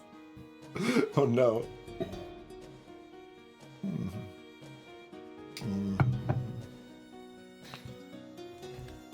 But this was still like reasonably enjoyable. Like the kind of dry humor did work decently, but just yeah, the supporting cast wasn't great. Has some bad tropes and just didn't stand out. Getaway, another thing by the Jet Lag crew, kind of a little game show with a bunch of content creators on it that it's kind of premised as a social deduction sort of thing, but without the players knowing everybody is the bad guy, basically. So, a little cute premise, but nothing too special. The Prince is Abigail Thorne's stage play. She's Philosophy Tube on YouTube there. And it's kind of reworked Shakespeare to be a story of trans identity, kind of. And it was, you know, reasonably compelling, but I'm just not that familiar with Shakespeare, so I think it would work a lot better for people who are more familiar with Shakespeare. But it was interesting, still touching. Another Dropout show that was okay. Another Dropout show that was pretty funny and short. It's another sports anime. We're at least getting to ones that I reasonably liked at this point. Baby Steps is a tennis one. So we've done one episode of soccer, we did basketball up here, now we got singles tennis.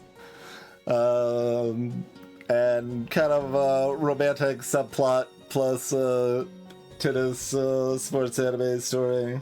It was decent. Not gonna really recommend it that highly, but it's kind of hard to describe like where exactly it seemed like it kind of failed or didn't really quite meet its potential or whatever, but yeah, it was fine. Oh, another Dropout show, this time a cooking comedy show. This is fun enough. I mostly enjoy the Dropout people and I mostly enjoy cooking stuff, so it works fine. Jet Lag's a YouTube and Nebula series that's kind of a travel game show sort of thing that's reasonably fun. Been following along that. More anime. Kaguya-sama Love is War. So this is about two people that are in love with each other but are too stubborn to confess directly. So just about all the trickery behind that, and that's definitely pretty silly. It mostly works pretty well though. Like the humor's pretty good,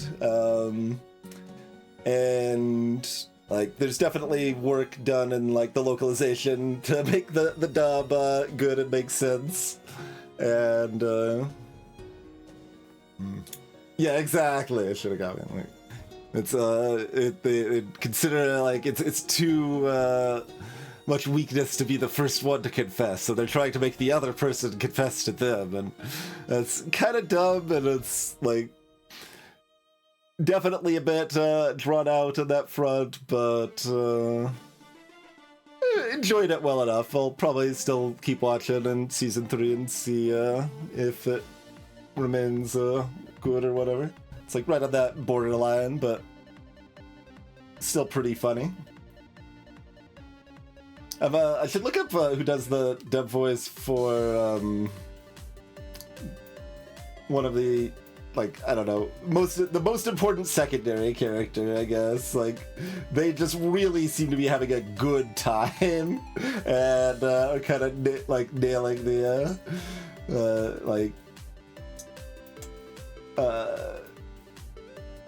like enthusiastic weird person sort of thing. Agent of Chaos, yeah.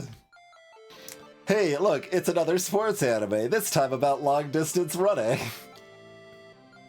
It also wasn't, like, super stand-up, but it was enjoyable enough. Still okay. Not bad. Shirabaku is an anime about the making of anime. And kind of interesting little behind-the-scenes sort of approach as far as, like, you know, seeing different roles. Like, your main character is a junior producer, basically, and, like, a lot of the supporting characters were her high school classmates, and, like, they all wanted to make an anime together, and, like, many of them are still, like, sort of working in the realm, but, like, maybe not exactly how they want to be. Like, one's working in 3D but making, like, product models rather than what they actually want to be making and stuff like that. But enjoyable enough. Didn't quite pull me into keep watching past the first arc, but could be convinced. Skip and Loafer, cute little anime. It was decent. Oh, Spy X Family was this year. Okay, we did actually. I was thinking that was last year, but I kind of already touched on that the main characters were fun, but the supporting characters sucked. And additionally, the plot kind of developed really, really slowly.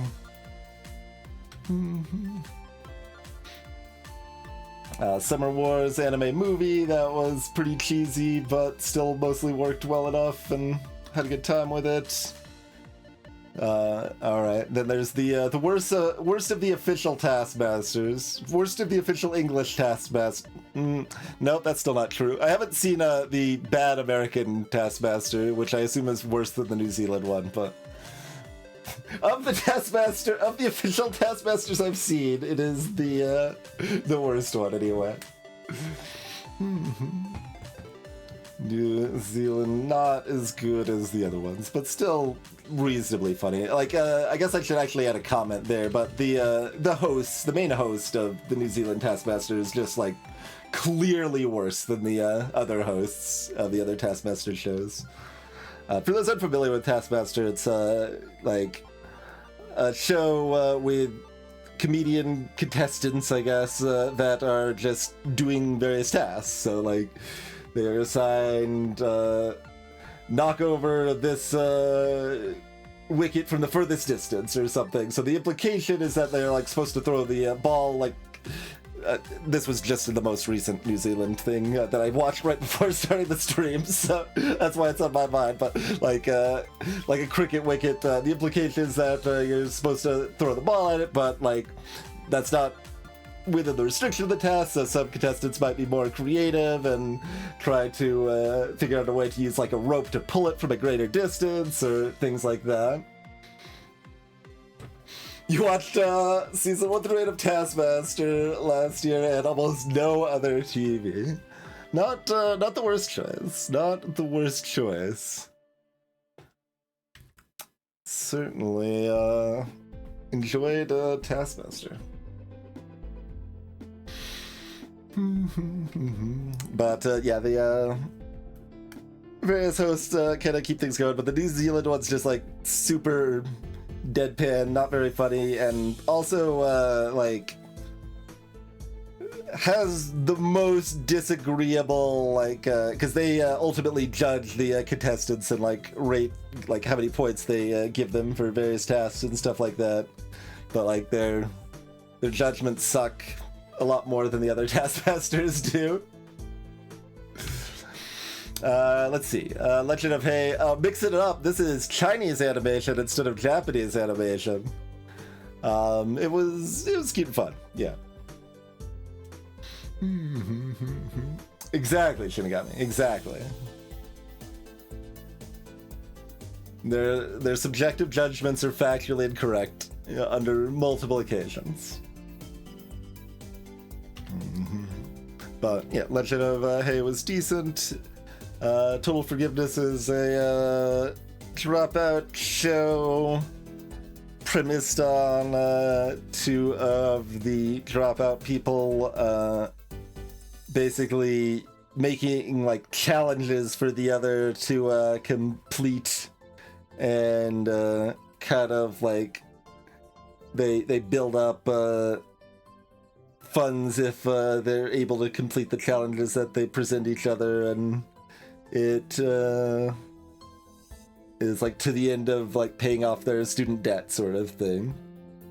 And it can be a bit hard to watch it sometimes, but is also good and goes places, I guess. Like hard to say too much more without being spoilery, but all right, we've made it to the 7.5s. This is where like what I broadly recommend actually starts.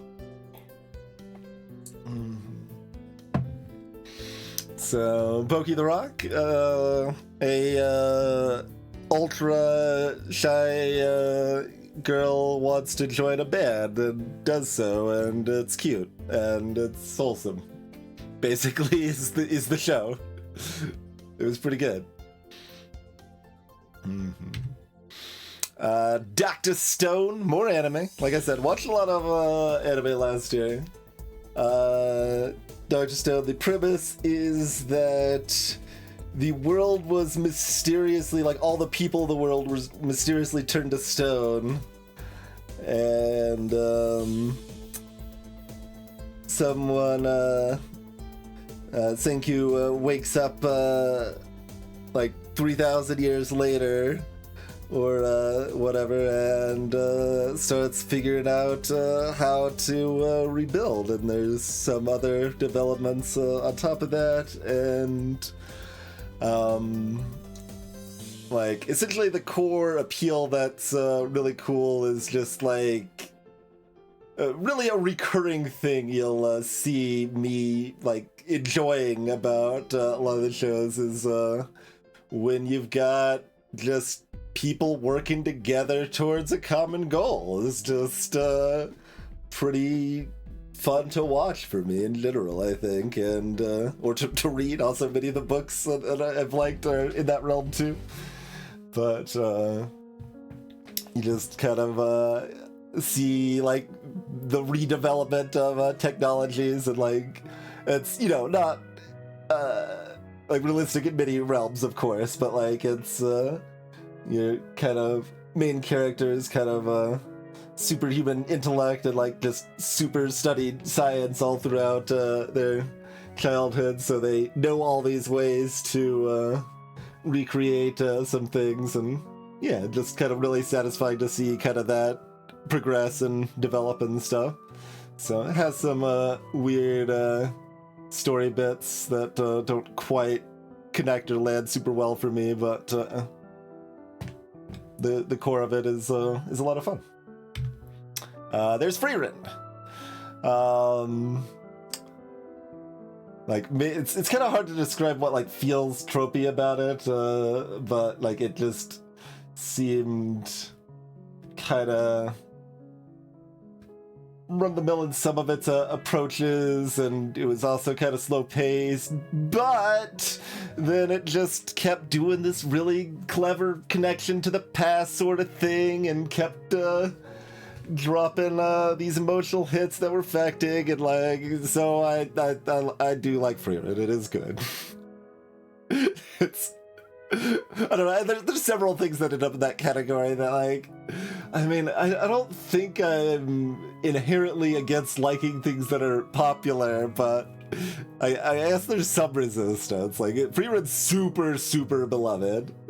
Like, it's got enough little flaws that were kind of making me question a bit at first, but it's what it does well, and I still definitely enjoyed it and had a good time with it. How to describe the way it feels tropey is that it's anime. Yeah, I mean, you're not entirely wrong there, certainly.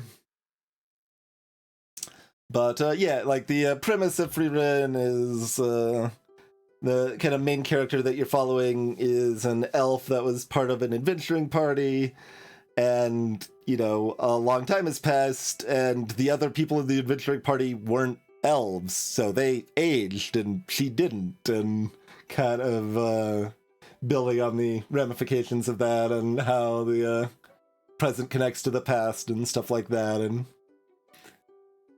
mostly well done. Like, it's also kind of weird that it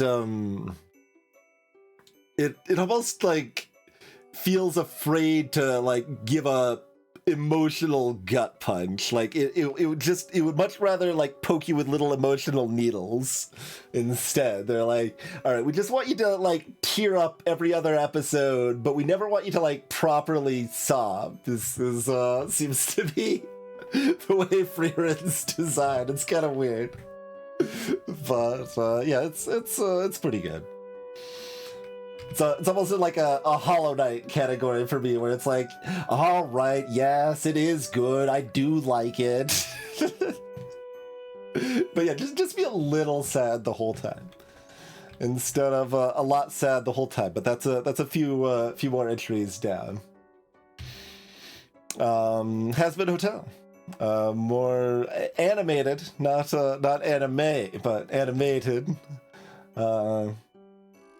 Characters in hell, and the daughter of Lucifer is trying to have people like redeem themselves and not be bad people, and try to make a hotel about that, and have various characters around that, and it's, you know, it's a good time.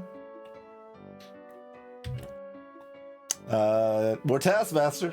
There's a Taskmaster series with kids that just came out this year, and it was fun. Good stuff. My Hero Academia. Does it seem like you could make a hotel about?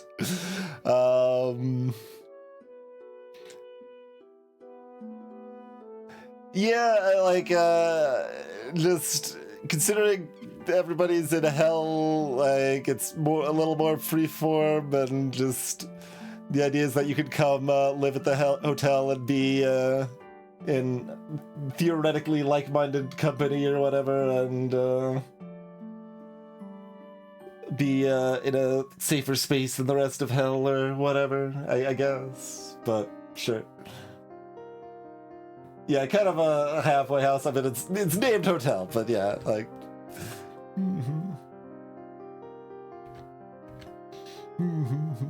These are not above. They're all 7.5s. So it's the same rather than above Dragonheart, but they're just alphabetical after the rating number. But yeah, no, Frieren didn't land as well for me as it did for a lot of people, but I still liked it. And My Hero Academia is super popular, and I ultimately liked it quite a bit.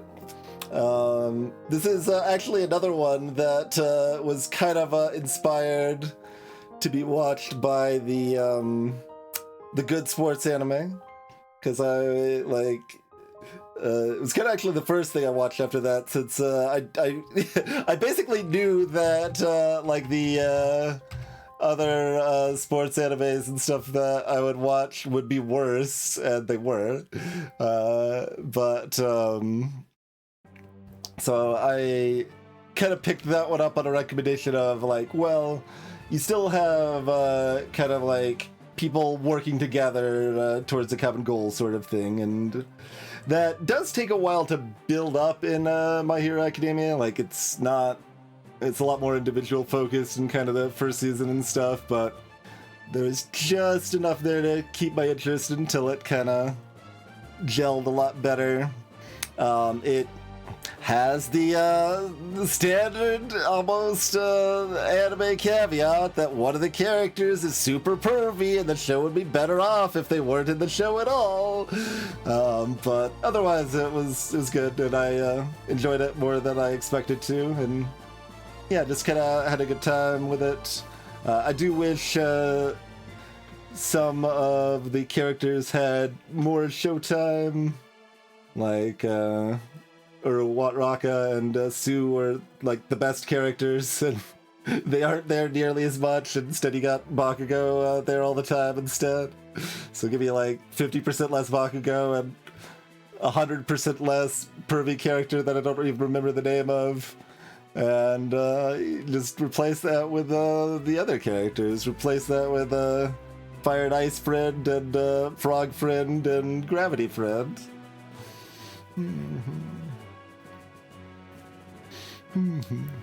But yeah, it's a superhero school anime sort of thing, so definitely pretty heavy in the standard shonen sort of stuff, but Mineta, yeah, that's the pervy character. Well, like, I'm fine with Mineta's superpower being kind of stupid, and like, it's still like kind of fun when it's actually useful and stuff like that. I do like that they build on almost everyone's powers, and like even some of the weaker ones they find ways to make them stronger. Some of the generic ones they find ways to make them a little bit more interesting, and like that's reasonably fun to kind of see develop and stuff. But yeah, bunch of grapes in a diaper, exactly, Blue Milker. Yep, that's the one. Yep. Would be a better show if they didn't exist. But in general, the rest of the characters are pretty good, and there's even like at least it doesn't go like super deep, but there is some touching on like some heavier stuff that wouldn't normally be touched on in an anime, I guess I would say. Like let's see, like a abusive father and husband is one of the more like popular superheroes in the world or whatever, and like to some extent like the ramifications of that and his own journey is like put forth rather than just kind of being just background and accepted and stuff, and that is done fairly well, I would say, actually. But yeah, had a pretty good time with that overall. So yeah, Blue Milker said that they found Junior Taskmaster almost unwatchable. I can see that. Like, I do agree. Like some of the forced interactions, like with Rose talking to the kids, was kind of weird. But I thought Mike worked really well with him, and like I thought the kids themselves brought out a lot of genuinely funny and clever stuff myself.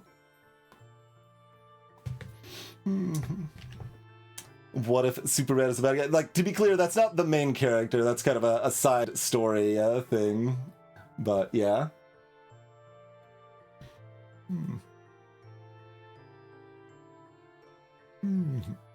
I can see that, Shinigami. Yeah, the core super bad antagonist or whatever is not the strongest part of the show.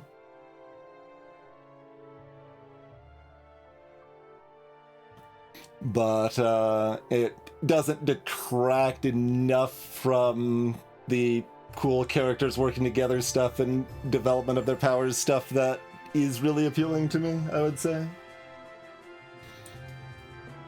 But I do think that is a fair complaint.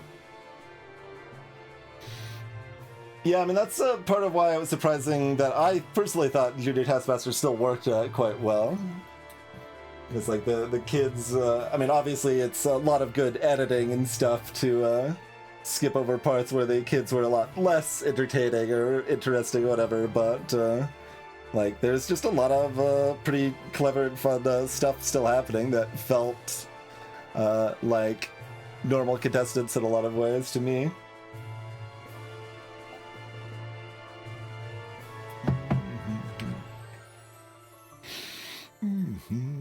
Okay, more non-anime animated show.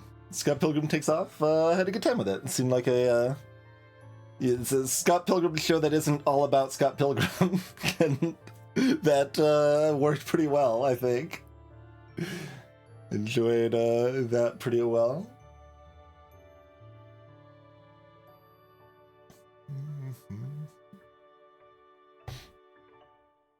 Yeah, like, I mean, I did enjoy the first episode. It's not like I thought the first episode was bad and then it got better, so I don't know exactly how much that'll change, but, like, given the next episode is entirely different kids, that might be worth checking out one more. But, yeah, I don't know if it'll change for you, but it did work pretty well for me. Like, I think it's better than Taskmaster New Zealand anyway. Like, it's just more fun than that is, but not as good as the main Taskmaster. Not saying it's good as the main Taskmaster or anything like that, but.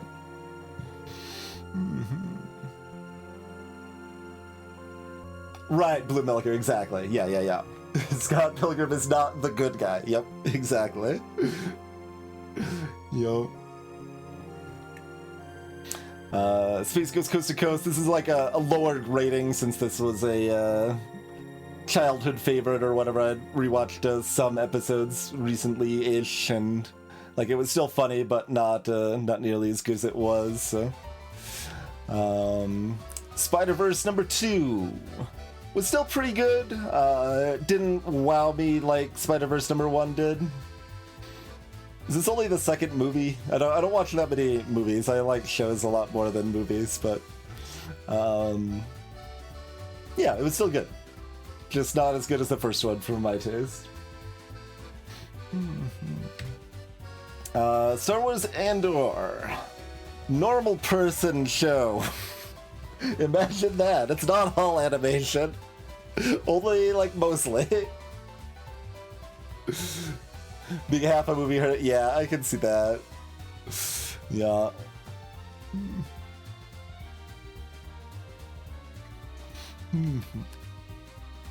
Andor, like, I kind of thought I would drop it after watching the first 2 episodes, because the first 2 episodes were boring as hell to me, for my tastes, but then it just kept getting better.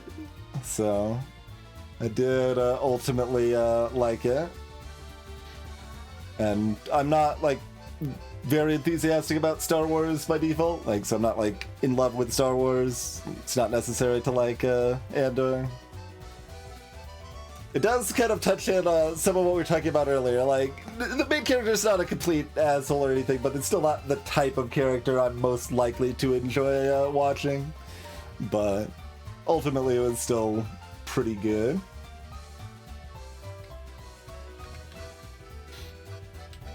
I mean, I haven't rewatched like any other Star Wars stuff recently enough to have meaningful opinions on them, but of the, like, I don't know, 3 Star Wars things I've seen in the past 15 years, it is the best one. So I can agree, but not very meaningfully. I guess I would say.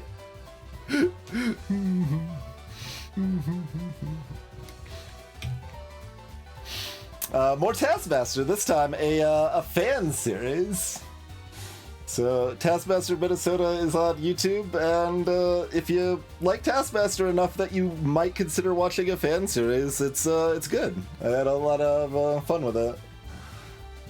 It is the downsides of, like, it's an amateur production. There's some audio issues, and it's a group of college friends.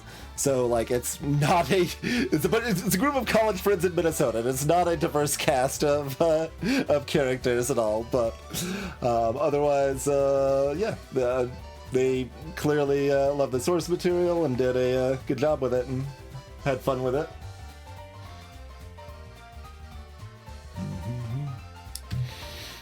Okay, more popular normie show. We got The Bear. This was recommended a good while ago to me, and I finally got around to watching it. And it's mostly good. Like, as with my comment, there is a lot of angry yelling. That is definitely more than I would personally like to have.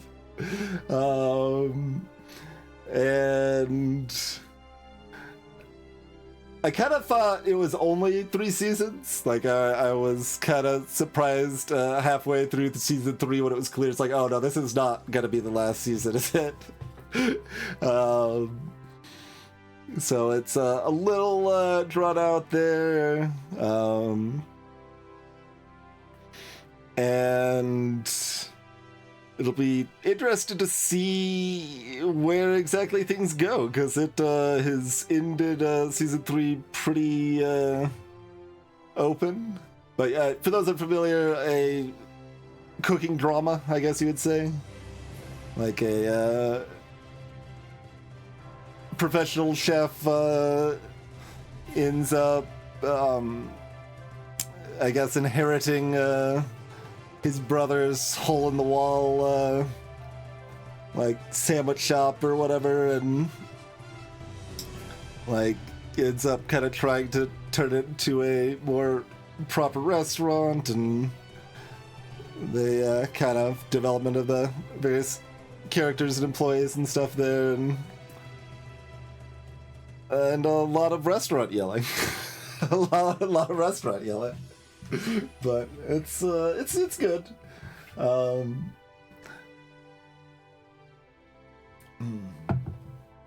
It skirts on the edge of main character being too much of an asshole, but not entirely there.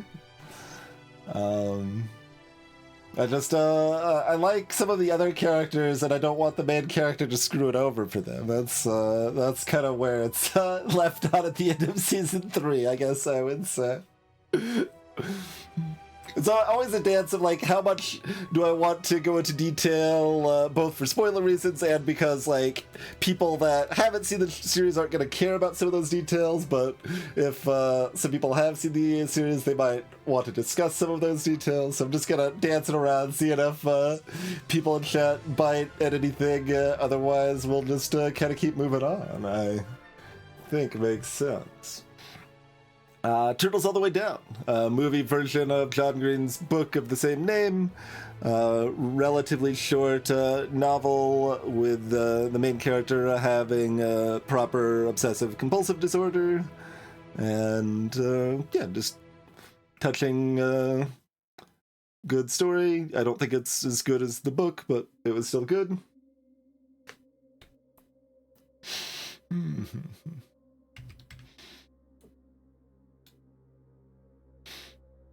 I think, like,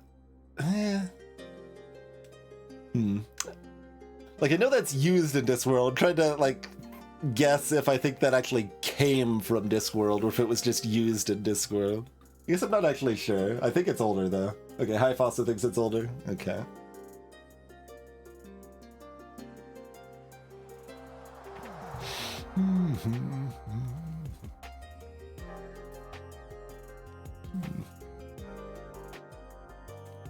Got it, yes. Did not come from Discworld.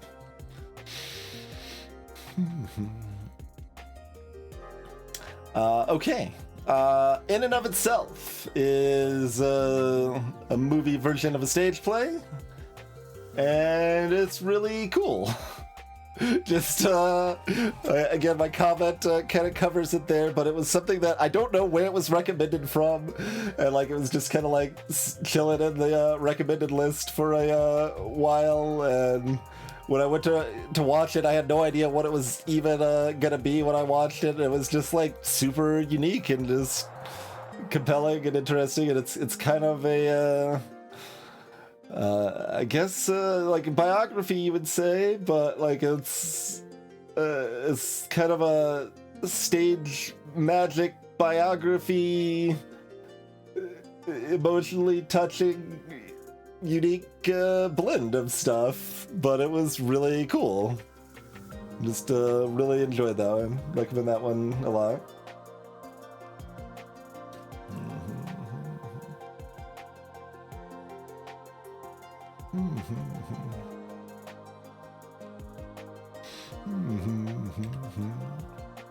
And another movie that was also delightful is Knives Out, a mystery movie that's just fun and compelling and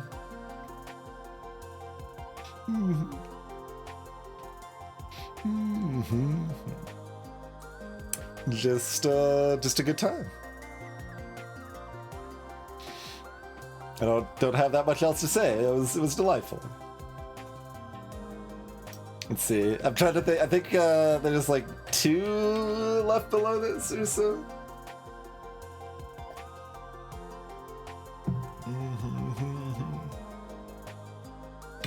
Nope. No, we've got regular Taskmaster for its most recent season and stuff. Because I think I had Taskmaster at 8 and decided to bump it up to an 8.5 after like 16 and 17 or whatever. If 18's on YouTube, I've watched that too, and maybe just not updated this, but...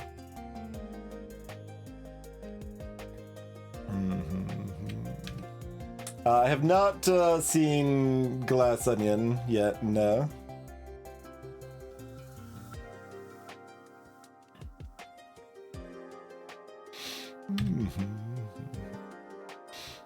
All right. We've got a 9. Nines are pretty rare. Don't get too many 9s and higher. Back to anime. A Place Further Than the Universe is about a group of high school girls that go on a trip to Antarctica, basically, and set up to be able to do so, and it's just like further emphasizing the like just people working together towards a common goal being something like I really want to see in media and have a lot of enjoyment from. And I several entries up, with Frieren, right? I talked about how it was just doing like making you tear up a little bit as opposed to making you like cry every episode. For me, that was A Place Further in the Universe. Like, I think there's like one episode that didn't make me cry. But it's just a really, really lovely experience. Like, I watched this back in I want to say March, and I was like, well, I just watched the best thing I'll watch all year. is how I felt after watching that. That like if you want relatively short, just kind of slice of life, really emotional series, it was really good. But there was one other show that approximately tied it. I don't know if I can say one's better than the other, but we've made it to the sports anime that I have alluded to the whole time, and it was Haikyuu. You ever want to like suddenly start caring about volleyball when you never cared about it before? Maybe you should watch Haikyuu. You want a compelling sports narrative with a bunch of characters that grow, and then you actually are like actively rooting for them heavily. Like physically pumping my fists at their victories and stuff. Like, yeah, no, it was just I really, really liked Haikyuu.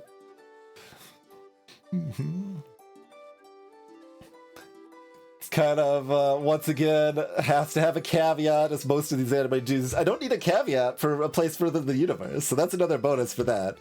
But there's not really like fan service in Haikyuu, so that's good. But it is a boys' high school volleyball team, and like the few female characters there are kind of either objects of affection or just like audience surrogates more than real characters, but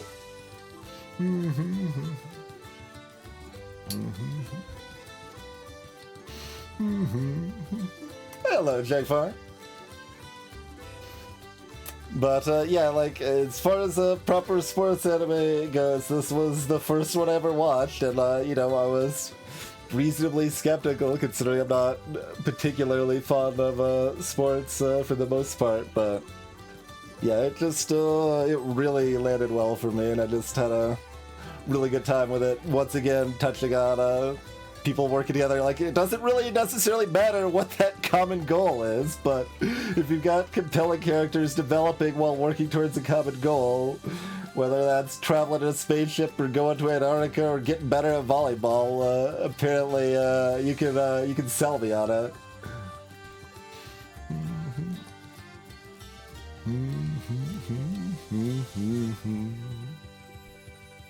I can see that, Salty Tempest. Like, I think for my taste, it wasn't like a steep drop off, but season 4 being a little bit worse than like 2 and 3 is probably pretty reasonable.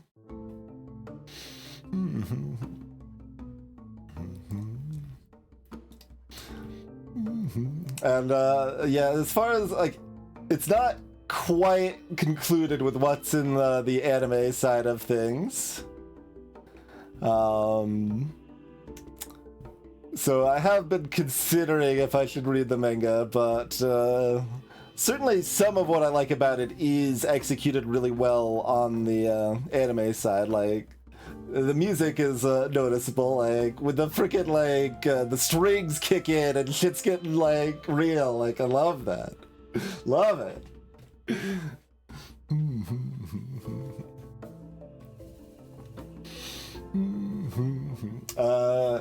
Akagi I'm not familiar with. But yeah, like, I mean, I loved Haikyuu enough, there's definitely some consideration if I should just read through the manga, but like, then like, maybe that just won't jive as well. Like, I don't know. I really don't know. There's not, there's very little overlap in what I've seen in, like, read in manga and watched in anime. Like, I've not really read much manga in general. Oh, that's one of the Mahjong ones. I mean, you got a lot of stuff that's like sort of sports anime. Like, you could even consider Angelic Layer kind of a sports anime that's like, I don't know, combat dolls in an arena, basically. It's still like following some of that same sort of dramatic sports tension, if it's not exactly a sport. So it's, you got some blurry lines. Like, I can see a Mahjong situation being considered a sports anime, but yeah, I've not seen Leverage.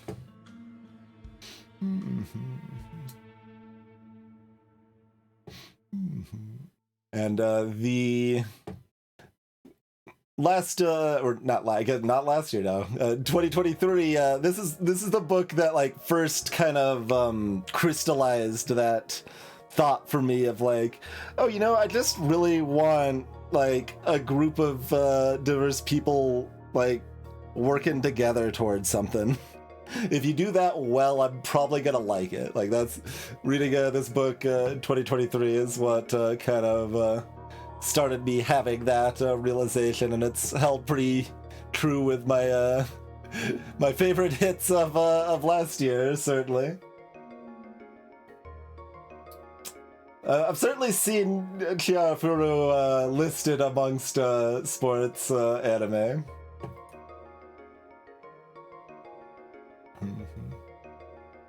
But yeah, what's leverage, Blue Milliken? And so Shinigami mentioned Gatsu no Lan. So, March comes in like a lion. Yes, I'm looking at the video games list also, so multiple reasons that's not going to show up. I watched a couple episodes of that in 2023, and it wasn't really hitting. That's another one I could be convinced to go back. Like, it was definitely hinting at more meaningful stuff later, but it was having a hard time keeping my interest early on. So, I don't know. But yeah, I did try a few episodes. That was one extra tricky recommended when we were talking about anime on Discord a good while back. So I did try it, but didn't quite get into it there.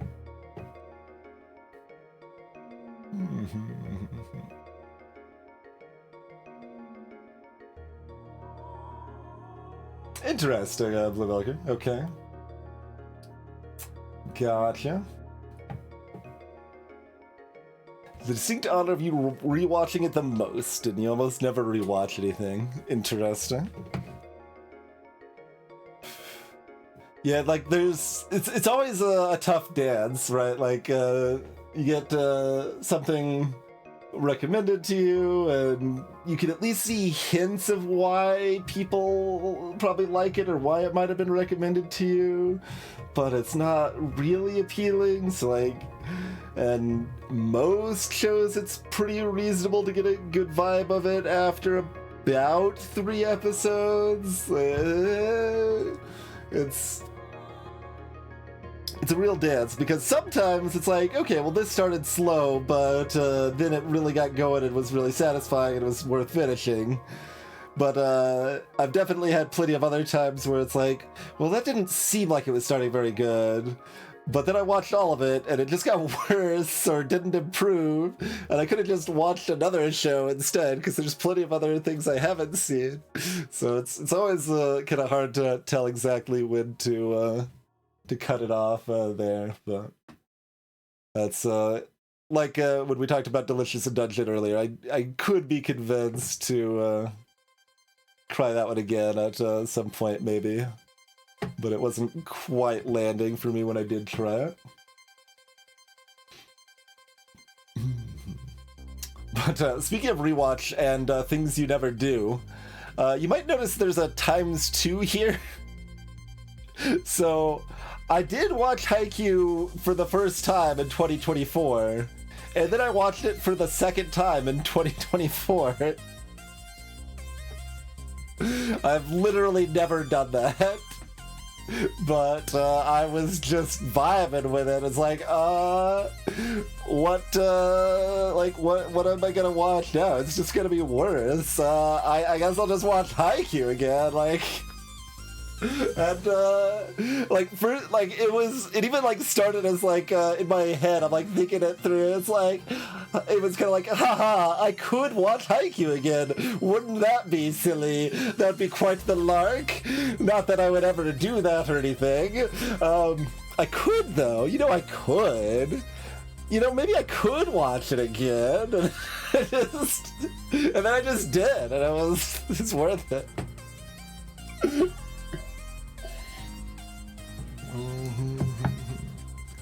Master and Commander and Crimson Tide. Interesting. Perhaps.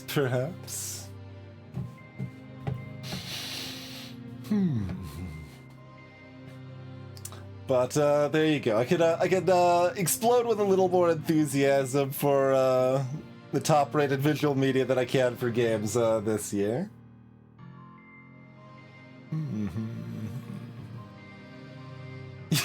Kind of Blue Bellica.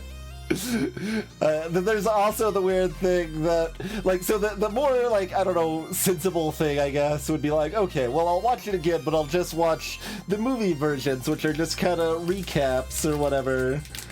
But no, that was the 2.5 times watching the movies, which you don't need to watch. The movies are just recaps, so there's no reason to watch movies 1 through 4 at all. but I did. But yeah, it was just that block though. Like, that receive though.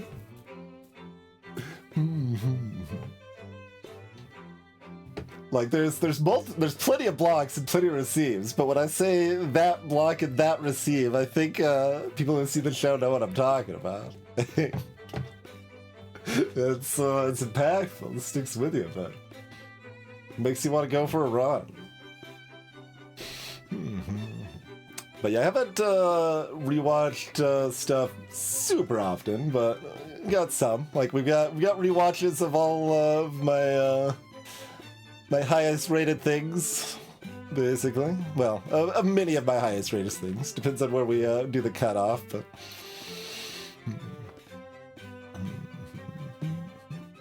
But yeah, that's what this column is. How many times I've seen the various things.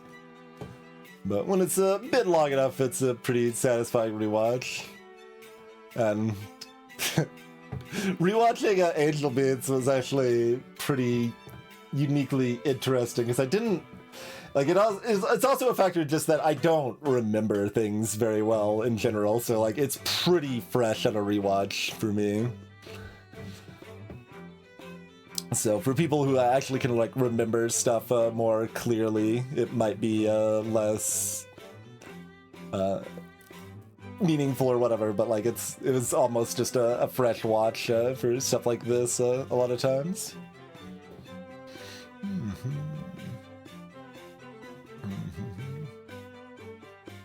Oh yes, no, Hazbin and L House are definitely different shows. Yeah. I can sort of see mentally combine them, I guess, but yeah, no, it's very different.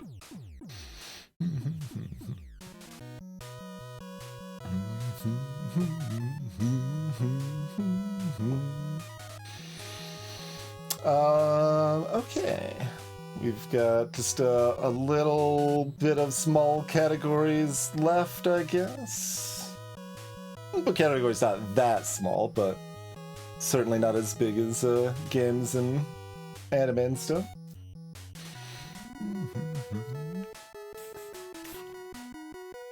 So let's take a quick break, talk about a few more things, and figure out if we do anything else or just call it there, I guess. But yeah, thanks for tuning in and conversing and having fun there. You never thought that drama worked well in Angel Beats? Yeah, it lands well for me, and like it still really landed well on a rewatch. Just doesn't overstay its welcome, and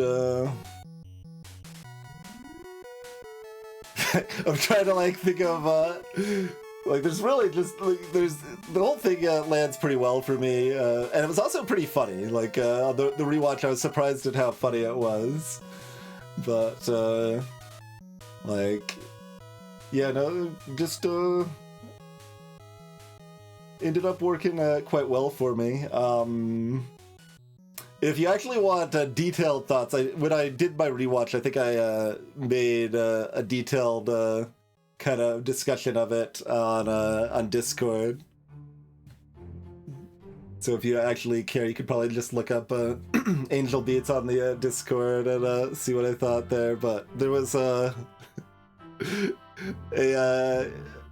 uniquely impactful thing that like worked almost subconsciously on a rewatch that was interesting that I go into there, but it's pretty spoilery.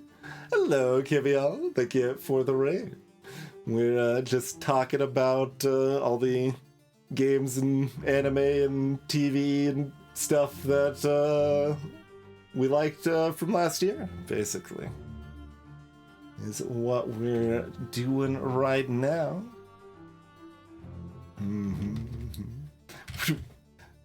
For those just joining, you get a quick super skim. You gotta just look. These are the video games we played. with the best new to me things being Bellagio, Isles of Sea and Sky, and Run the World Between. And the best revisits were Brotana, Slice of Dice, Dome Keeper, and EG. And then shows... disappointing to a lot of people. And all of these were really good. And these were pretty good. No, I haven't played Golden Idol. I have not liked detective stuff other than Her Story, so it didn't really seem worth seeking out Golden Idol. I liked Oberdin less than everybody else. I like Detective, a modern crime board game, less than most people. I guess I like Sherlock Holmes Consulting Detective, the board game in the detective sphere. Hello, Gorm. Yeah, no, Once Upon a Galaxy is not nearly as good, and also seems to be heading in a bad monetization direction, so I don't know that I'll be playing much more of it, but I still had a good time with it earlier this year for a while. But yeah, it's possible I'm wrong. Certainly Golden Idol's really beloved, but it didn't seem like I was going to like it, so I didn't pursue it, basically.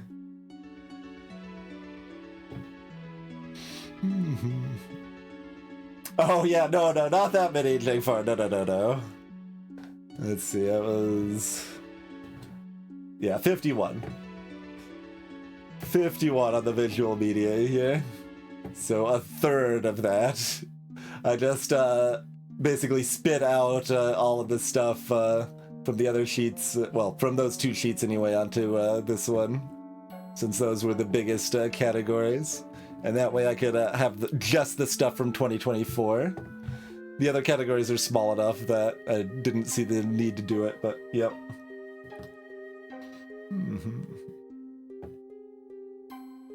But yeah, I mean, I did certainly like aspects of Oberdin, but honestly, the best part of Oberdin was the storytelling, the way it, storytelling specifically, the way that it told its story was just really well executed on specific highlight points that were really cool. But good God, the tedium of waiting for that damn floating blob to get to where it needs to go and stuff like that, and rewatching things.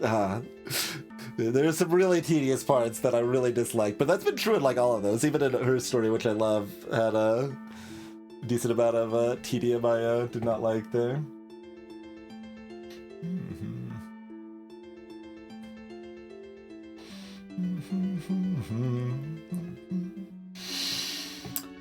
Okay, so let's take a quick break. I think it's break time. So we'll do a quick break, and then we'll go over comedy specials and books. That's what's left, right? Because we did video games and board games and comics and podcasts and visual media already. We did all of that, but we got books and comedy left. A modest category and a tiny category. No, that is doing the whole column. Okay. I was thinking the total of books was a little higher than that by now, but still not. Okay, fair enough. But, yeah, thanks for hanging out. I need to, go to the bathroom and all of that jazz. But we'll be back in about 5 minutes and chat a little bit more. See you soon, people.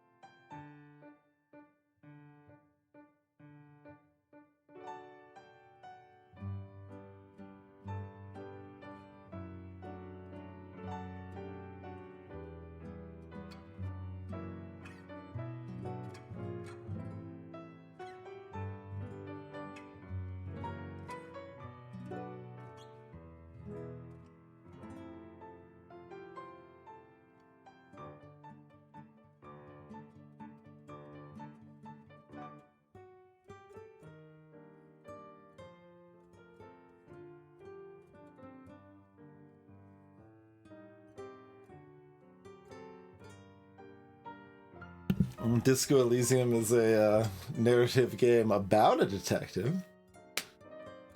Well, it's about a lot of things, but you don't particularly do deducing.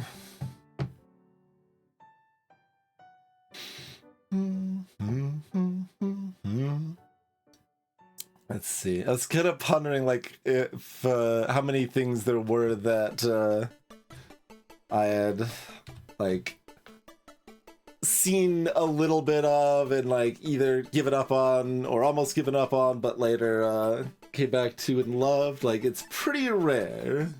I did think of at least one example. It's been a long time since I've watched it, like over a decade, so I don't necessarily know how I'd still feel about it today, but ROD the TV anime, the first time I tried watching it, because I really liked Read or Die. Read or Die is a really short little 3-episode anime that's just a lot of fun. And ROD the TV is kind of mostly different characters expanding in the same world or whatever. And when I first tried to watch it, I believe I watched like 7 episodes or something like that, and like just kind of gave up on it at that point.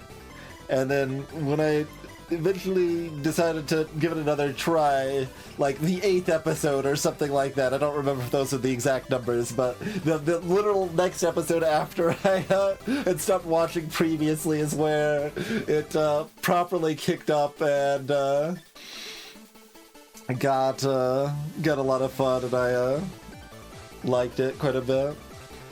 But this is definitely one that I think of as having quite a few flaws for how much I like it, so yeah, I definitely don't know how much I would still like it, but it is definitely one that was in the category of, like, I gave up on it but did come back to love it. That's reasonable, Anok. Yeah, you can see I've got the OVA higher. Even when the paper magic isn't coming from Yomiko, I still love the paper magic. The paper magic's awesome.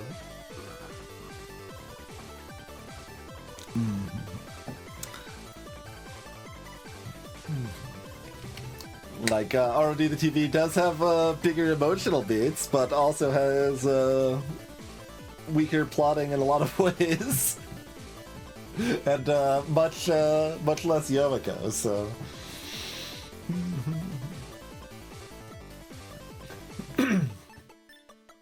Yeah, that's nice too, I don't... Yep.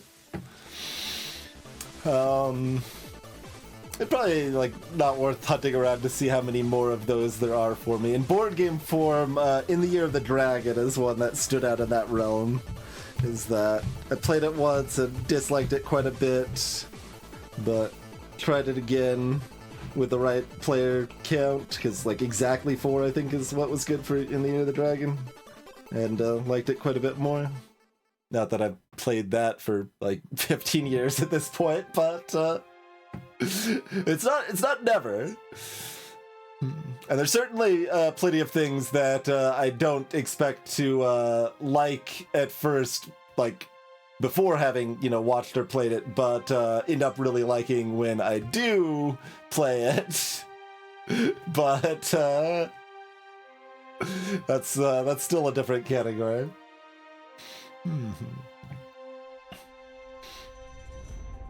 But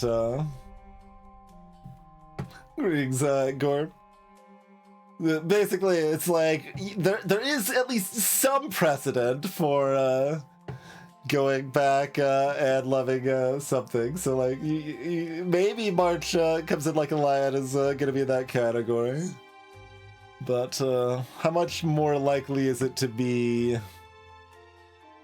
What, like, I don't know, a Future Diary or something that, like, halfway through I knew it wasn't gonna be that good, but still watched the rest of it, and yup, it wasn't that good. Like, more recent stuff I've been a lot more willing to drop quicker, so stuff that's more recent in memory I mostly have dropped. But yeah, I mean, there's still like other stuff like that that's also that category where it's like there is obvious hints of like cooler stuff that this show is touching on and maybe going to develop it further. And people like it, but like I watched a lot and it still wasn't that good. I'm sorry, Star versus the Forces of Evil. There was one really good episode that touched on like where the show could go, but it wasn't going there at any reasonable speed.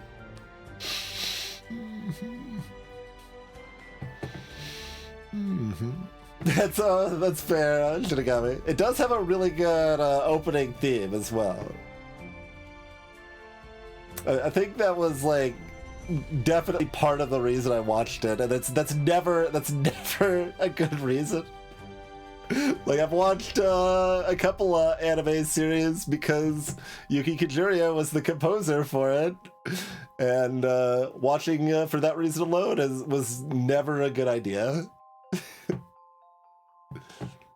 No, that's the one. It'll say an ep if it was a number of episodes. That's just one watching of it. I watched unless there's more that's been added, but I assume it's still just the one season. I watched the one season.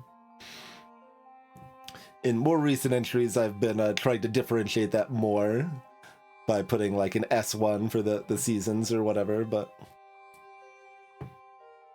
no, I watched it in full. Didn't like it that much. But, I mean, or were you making a joke? I was meant, like, are you just making a joke by saying you watched one episode? No, I watched the full season. No, so what you're saying is you watched one episode. Like, you can make that joke about Harui, or you can make that joke about the Tatami Galaxy. Down here. And here's another anime I watched because, yeah, I've even got the comment for it on that one. That was another that Kajiria composed. But...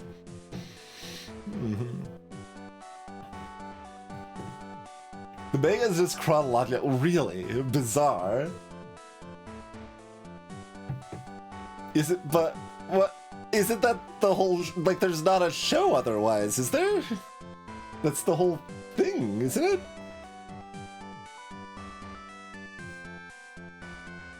Like, I didn't enjoy it, but that's all that there is, isn't it? It's been 15 years. Maybe there's a little more I'm forgetting, but like...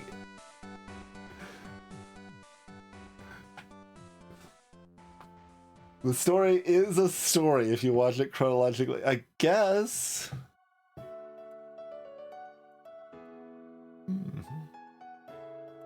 Oh, you're talking maybe just chronological, it's still repeating, but the episode order isn't like all... The chapter order isn't all weird. I guess that can make sense, yeah.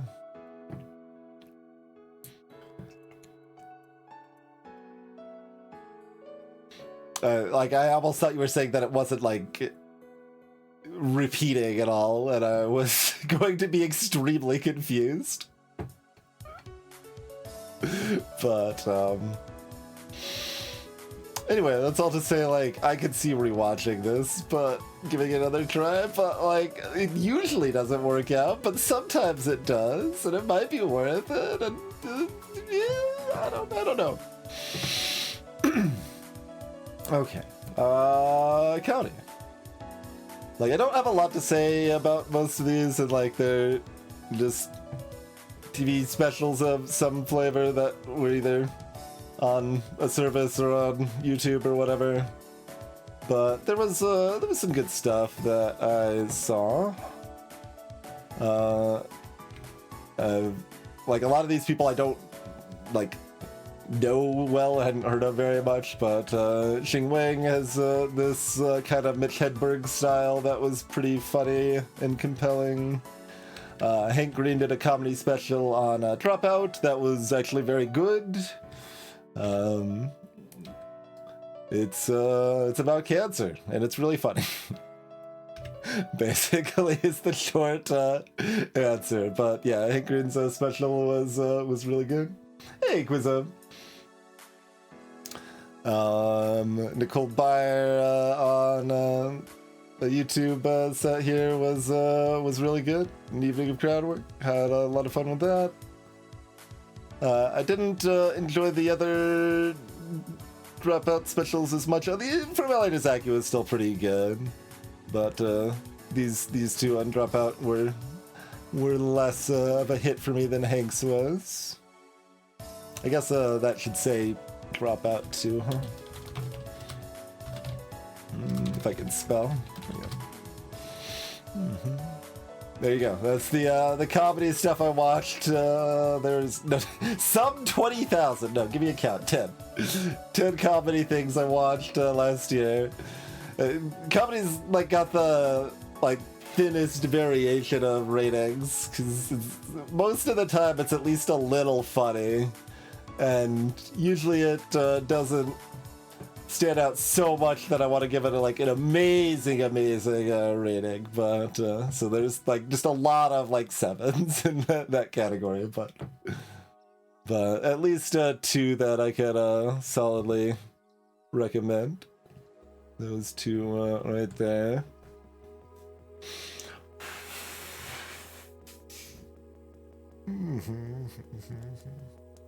Okay, books.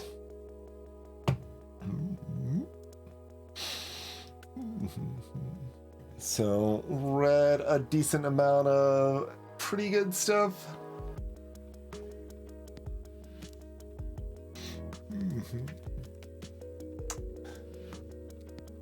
That's unfortunate, Hype. Yeah, I've definitely considered trying to seek out more of the Taskmaster comedians. Like, it seems like there should be just a playlist with like samples of a lot of their comedy work, but I never found one when I looked, because there's just a lot of comedians there that, and most of them are pretty good on Taskmaster, but I have not sought out most of them very much otherwise yet.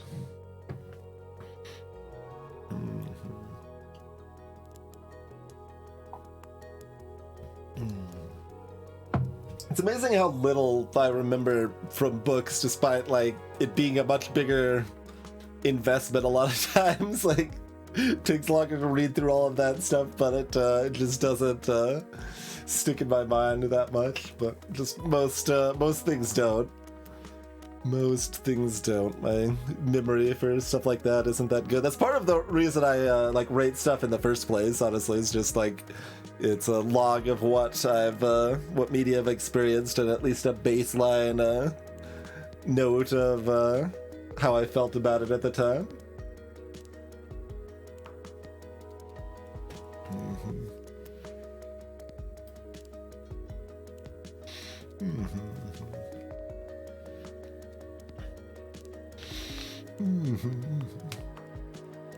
When I say I like Alex Horne's comedy, I don't know that I would say that, but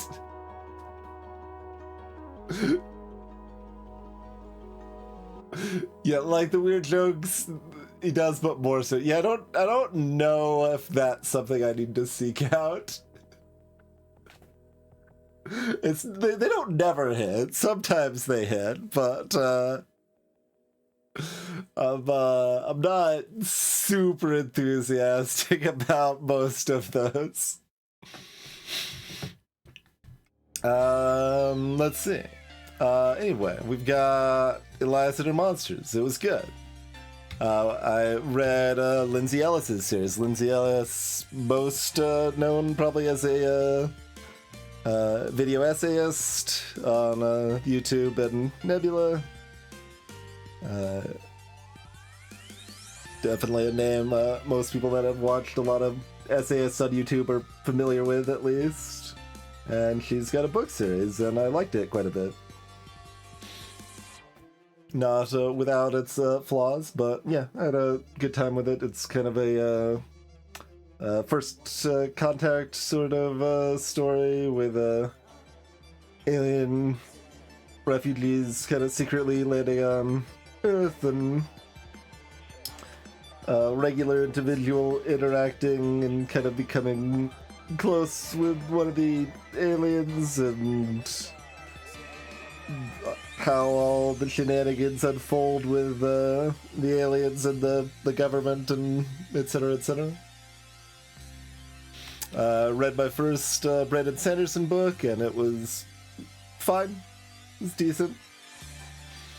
The biggest reason I decided to start with this one is, like, one, it looked like it was going to be fine as a one-off, and I didn't want to, like, get into something super mega long, and two, like, it's the best book cover art I've probably ever seen. I don't know, the cover art for Crest of the Emerald Sea is, well, there's different versions, but the, like, kind of black and green rather, version is, like, really, really striking.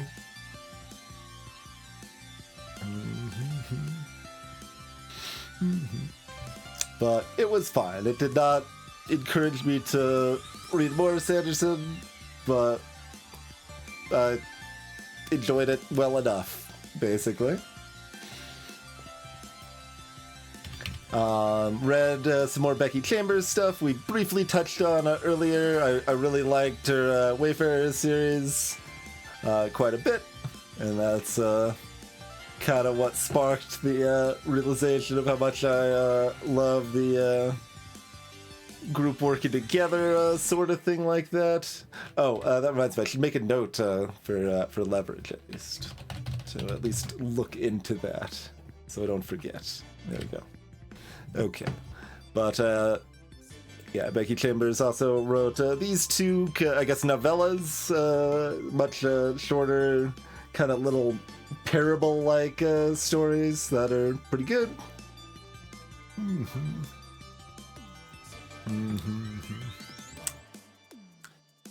Yeah, like, I only read the first one, and I could see getting into it more on the Murderbot stuff here, but it didn't quite spark a love. I know a lot of people really, really like the Murderbot series, but first one didn't stand out too much for my tastes. Horribly overpriced on Audible.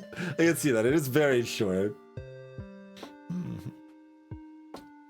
Children of Time is the longest book I've read in a long time. And it was really good. Like, I've like, kind of alluded to when I was talking about Sanderson, I'm a little trepidatious over really long. I mean, that's kind of true of, like, anime and stuff too. That, like, just the really long stuff, I kind of have a default trepidation towards. I'm losing that a bit now, partially because I'm, like, the fact that I'm more willing to drop stuff earlier means that, like, if something is long, then, like, I can either drop it or it's good and I keep watching and it's long and that's fine, or keep reading and it's long and that's fine.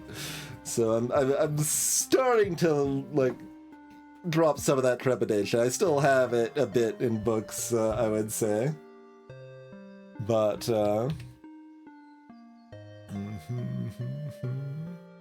Quizov asked if I've read other Pratchett. I have not. No, this is what I opted to try as my first option, and did not land super well for me. And everyone has different opinions about where you should start. I even looked at, like, a little chart, but, like, for what would be most likely to fit my interests and not be super old, like, really old classic stuff has not been landing well for me on books at all. Like, it's been miss after miss for me, so yeah, we've talked about it before. I know your opinions on it, Ad Hoc, but, like, it still seemed like a reasonable go for what I was looking for.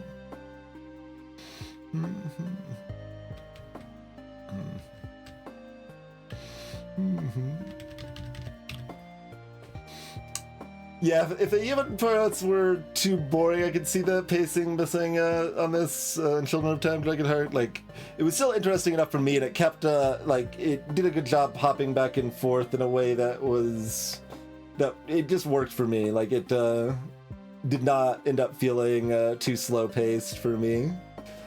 And, like, that's a complaint I have about a decent number of things, like, even in some of the stuff I like tonight that we've talked about, I mentioned slower pacing, but yeah, that didn't end up being the case for me on that one. But for those unfamiliar, Children of Time, I guess basically you're looking at two stories for the most part that you've got a kind of arc ship of humans that are mostly in cryosleep trying to find another habitable planet, and you've got this planet with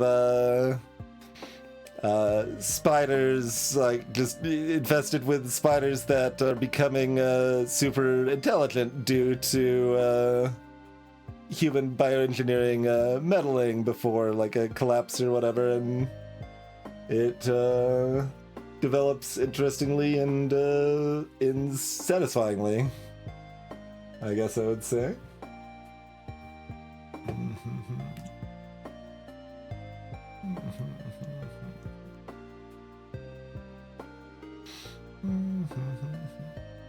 You just want to read one thread on Dragonheart? There's definitely advantages to both. I don't actually see that many of the multi-threads, but it varies. I remember the first time I was introduced to like that sort of thing in visual media, I actually found it really compelling. Like the movie Go, I believe, was the first time I ever experienced that sort of thing, where you've kind of got these like 4 separate plot lines that end up interconnecting, and like that's just kind of neat. But it can also be disjointed and annoying, depending. In Children of Time, it's basically 2. Like, it's 2 distinct plot lines, so it's kind of just directly back and forth, but definitely worked well enough for me. Although it's still the spot where, like, I'm not sure exactly how much I want to read the sequels, which are to some extent more of the same, is my understanding.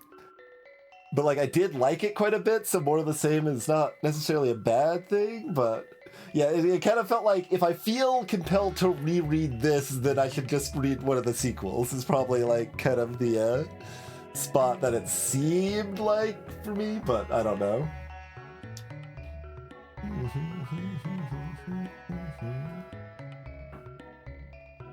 I'm probably underestimating how often stories switch. Maybe it's just not standing out to me as much. Like that's probably more likely. 2.5 narratives intertwined. That's fair, Dragonite. That's fair.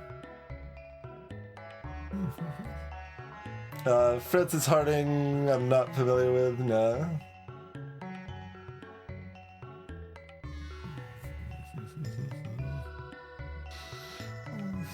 Let's see. We've got my first Scalzi novel. It was fine. I got a TJ Klune, The House of the Cerulean Sea, which was good-ish. Reasonably heartwarming, pretty straightforward, but fine. I had liked Naomi Novik's Skulamance stuff a fair bit. I liked Uprooted a little bit less, but it was still pretty good.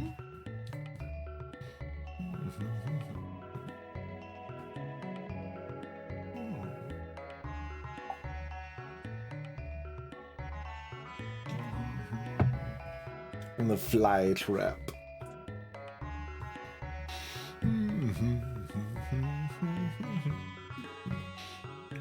But yeah, as mentioned earlier, my memory is on the specifics is pretty bad, even on some of the stuff that I liked quite a bit. So like I'm trying to think on some of these others how much they like kept doing a shift back and forth perspective. I mean, I guess it's really normal if there's more than one character you care about as a somewhat primary character for it to at least be kind of shifting perspective between two somewhat regularly, I suppose.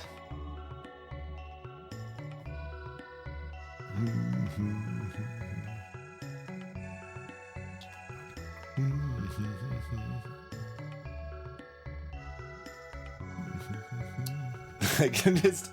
It wasn't that long ago I read a lot of this stuff. It's like, how much is the perspective shifting this stuff? I don't know. I think this is mostly the main character's perspective the whole time, right? Probably. This series probably does a little shifting, but it's mostly the main character.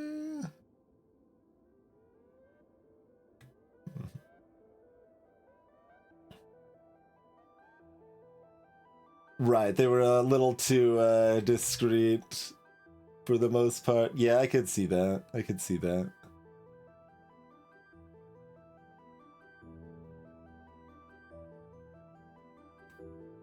Yeah, definitely helped for me that it like ended in a way that I really liked. So that helped. But yeah, worked well enough for me.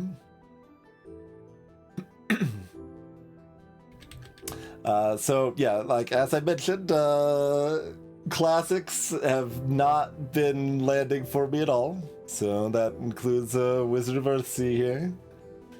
Just like it was fine. It wasn't like bad. It was just about average for me. It just didn't quite work for me, unfortunately. Certainly one a lot of people really like, but.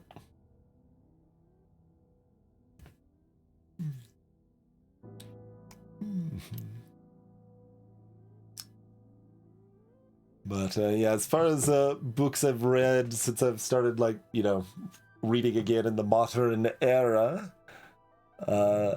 basically all the classics have been misses or near misses. Depending on where you draw that line. In truth, it's like semi-classic. I don't know exactly how old that is, but... Wizard of Earthsea's classic.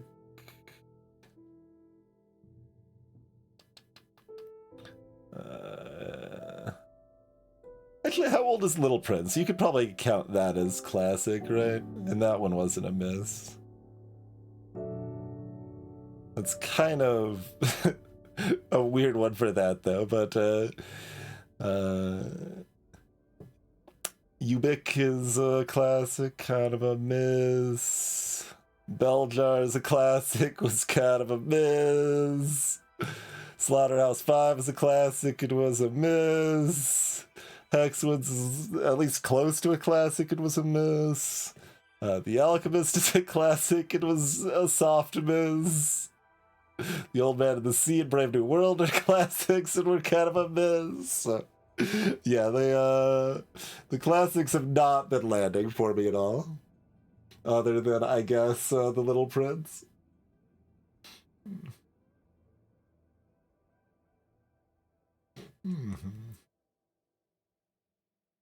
Arcane Ascension. No, I don't think I'm familiar with that.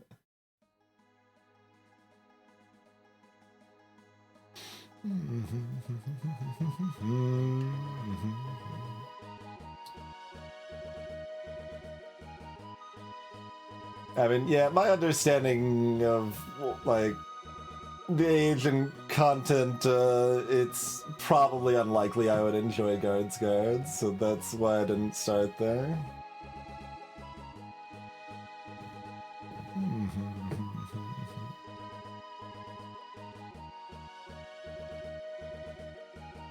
And even more so, I would not want to start at the very beginning. That would be even less of a match for me, I think.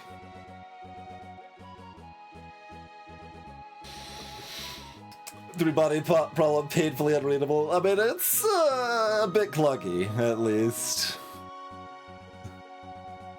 Definitely a bit clunky.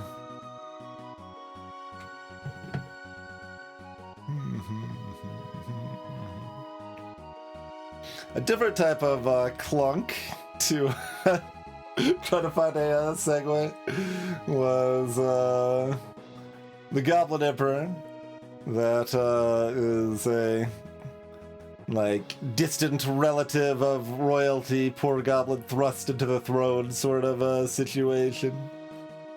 And it's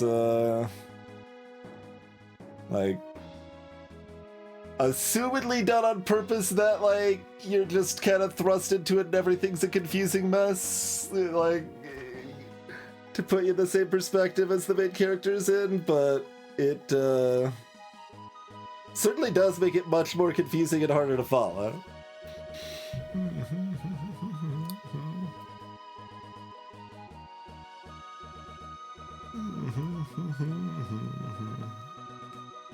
Yes, the writing. It did seem like the three-body translation was definitely stiff, at least.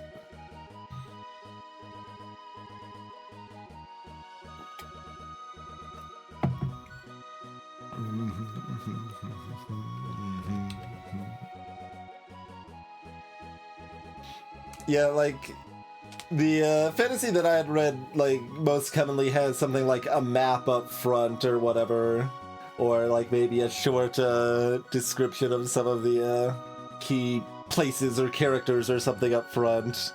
But yeah, Goblin Emperor had a whole appendix listing of terms and stuff in the back, but the back is where the ending is. Why am I flipping to the back? It's kind of my default thought. But overall it was, it was still compelling, but not a high recommendation. Speaking of stilted writing, you would last 5 pages on this one, unless it was unique enough to be interesting, maybe. But yeah, no, this is a weird, jarring writing style for sure. Just as really jank, potentially interesting, but was too jarring for me to really try to get into. The Past is Red was good. Same author that wrote The Girl Who Circumnavigated Fairyland in a Ship of Her Own Making. And this one's less, not so much of a kid's story, but has some of the same sort of playful prose, and had a pretty good time with it. It's about the oceans have all completely risen, and most of the story takes place with people living on a giant garbage patch, basically. There's the just released, well, when I read it, it was just released, third book of Lindsay Ellis's. Still liked it quite a bit. Light from Uncommon Stars does have some weaker prose, the writing at some points, but it's a little disjointed, but still ended up working really well for me.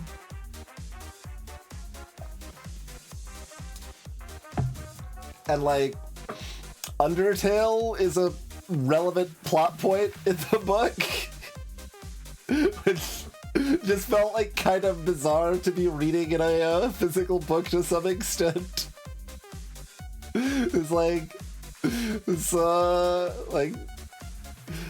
Time does keep passing, and people are also influenced by things that I care about and stuff, but it's this book references Undertale and Lindsay Sterling.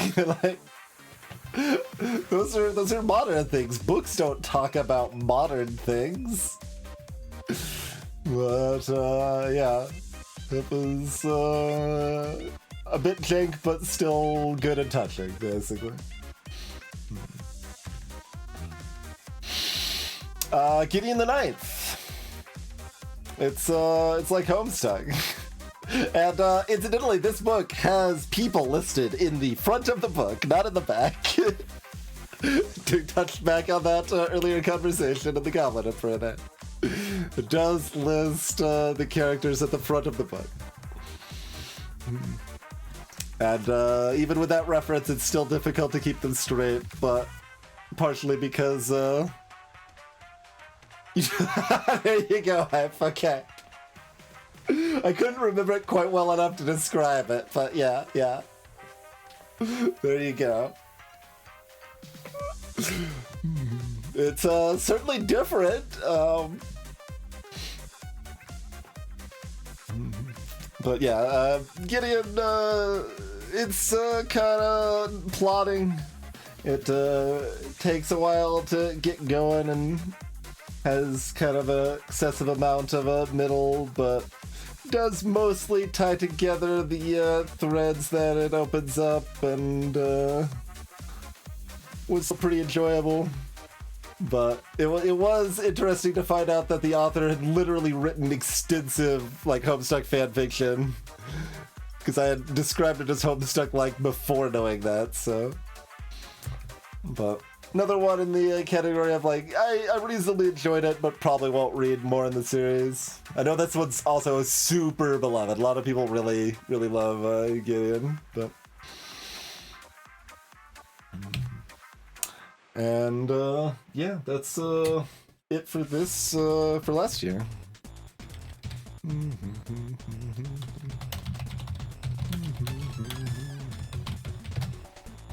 And that's what I've just started. I don't know if I'm gonna finish it. We'll see. It seems like it's gonna have some interesting like climate action stuff, but maybe not be the best as an actual novel or story. It's kind of where it seems like that's gonna end up, but we'll see.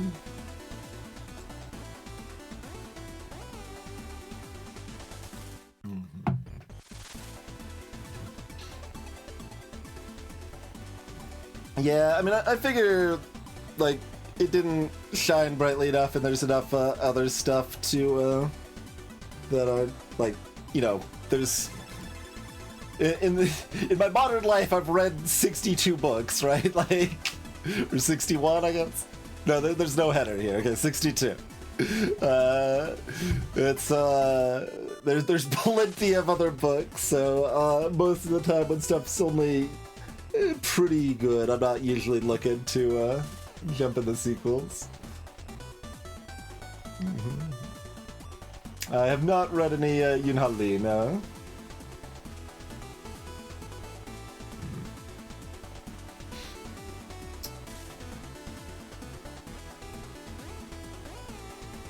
Wandering In, I'm not familiar with. Yeah, I mean, most of the time the popular recommended stuff doesn't end up like super stickers for me, but like a lot of times it's like, you know, that was worth reading, but I don't need to read more of the same. Is loosely where a lot of that stuff ends. That and Uprooted was recommended, and I mean everything, basically everything was recommended almost. And when I've read this little, like, it's mostly things that are pretty widely liked or specifically recommended.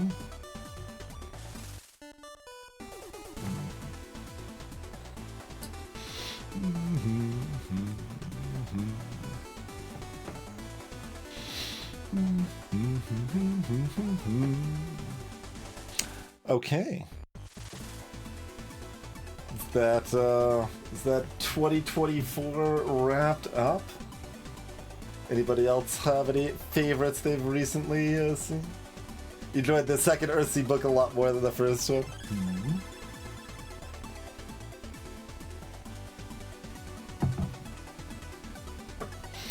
I'm really hesitant, like, to touch any book that was made before the year 2000 at this point.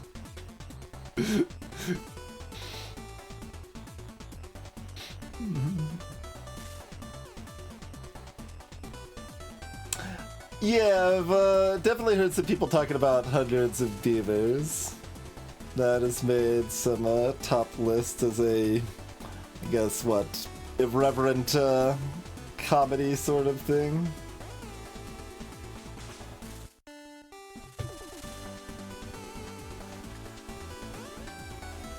Rough, you don't think many good books get read these days, but yeah, I mean, like, I just went over all the classics I've tried reading and how everything missed except The Little Prince. So I've given it a decent handful of tries, given, like, there's 62 books here and, like, what, 8 of them or something were classics, and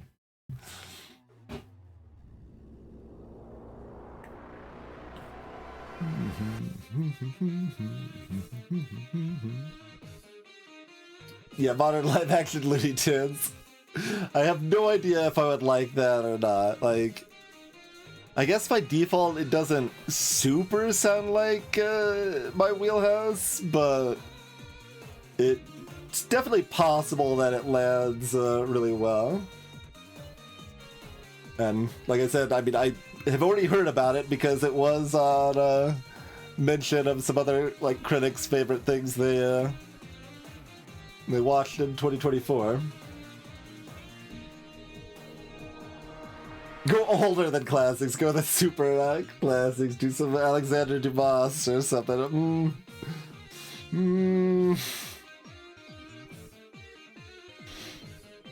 don't know about that.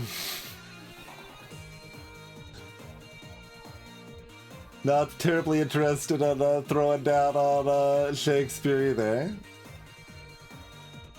I mean, I have probably read iRobot. I think I've read iRobot like 20 to 25 years ago.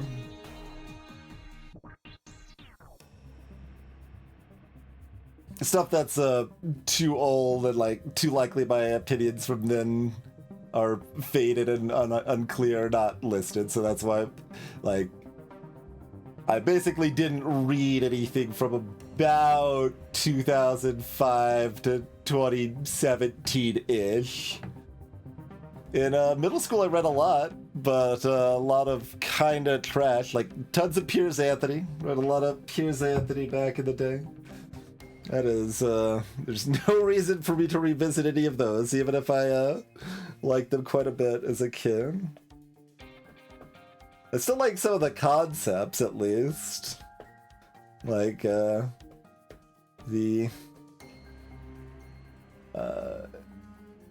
incarnations, like, of the natural world or whatever being kind of just people that got the job in weird, specific ways is a neat idea. But then, you know, it's a Piers Anthony book, so you've gotta just, like, get heaping piles of sexism and stuff with it if you're getting those ideas at the same time, right? Mm-hmm.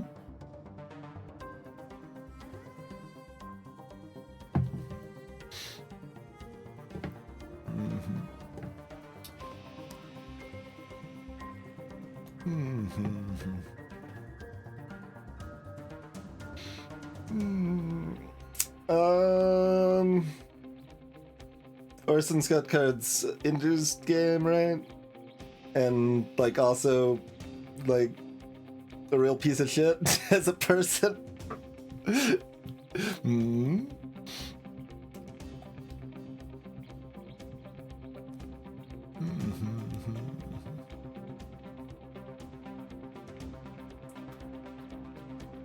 But that's to say, I have not read any of their stuff, no.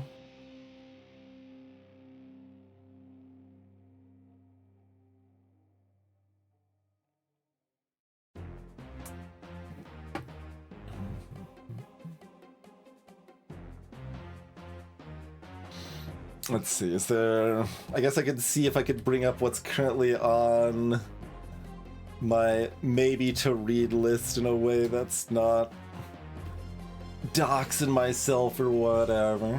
Let's see.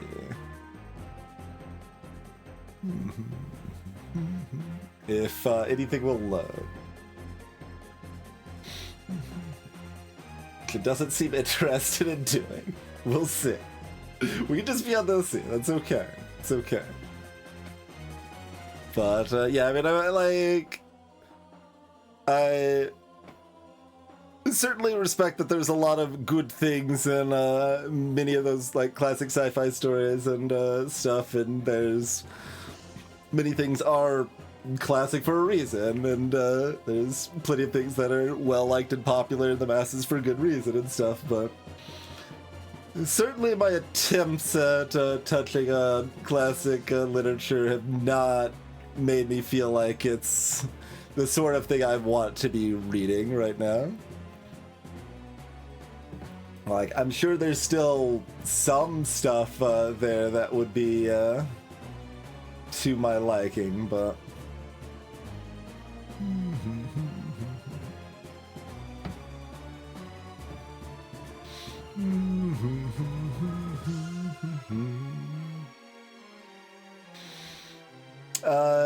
Genres, like, I guess probably what's jived the best is maybe kind of your semi-realistic sci-fi fantasy, like magical realism, I guess, so sort of stuff, but like not super well read, obviously, given the how much I've read there and stuff.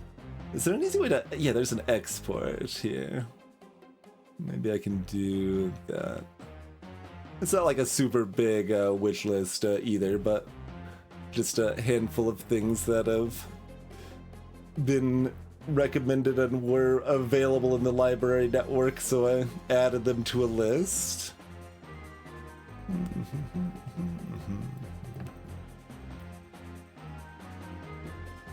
Okay, well, the exported CSV file is blank. All right, thanks for that. Good, nice, helpful list.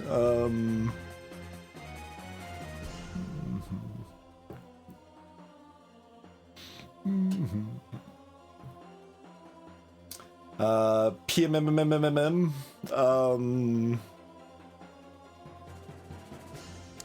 I don't think I could guess what PMMMM is off the top of my head.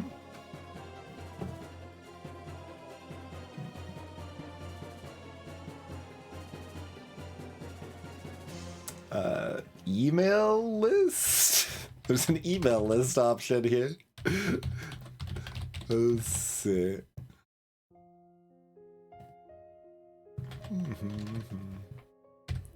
Let's see if that works.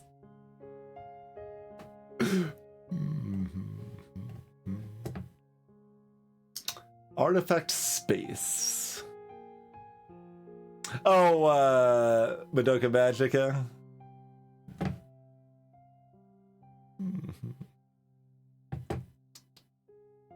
It's certainly come up in circles of recommendation, yeah. I haven't decided if I want to read it or not, or watch it. I mean, I guess it's probably a manga, you could probably read it, but... okay. Let's remove... This is kind of rudely a lot of work to export this in a convenient way, but I've almost got it. Oh, I guess Gideon the Ninth is still on the list. I need to remove that, but...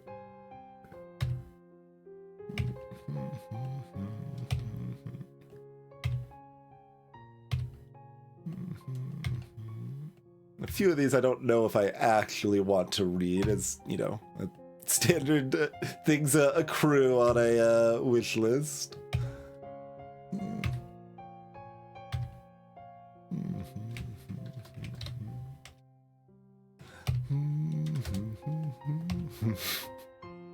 Alright, is this palatable in a way that I can put it on screen now? Yeah, probably.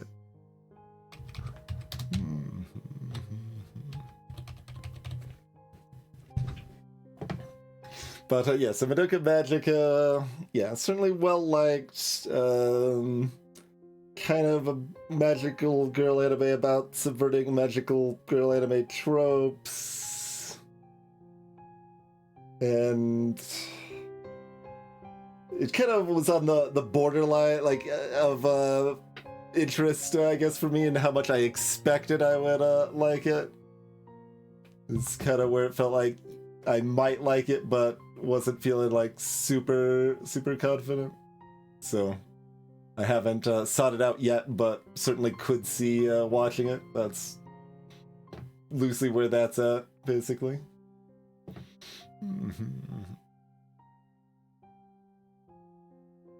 And interesting Quizzo. Just catching up if I missed anything else there.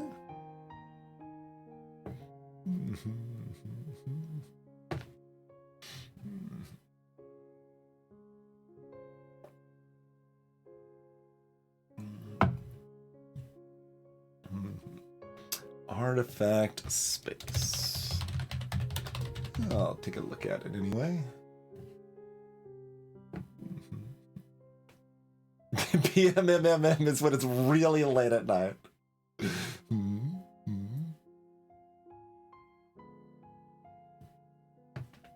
Okay.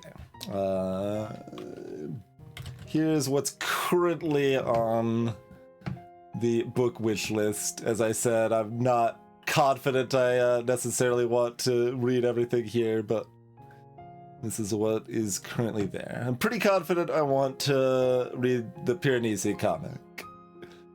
That might be the only one I'm confident on all of these, though. Okay, then I'm immediately, I like Piranesi. Check. Oh, I thought it was a comic. It's not a comic?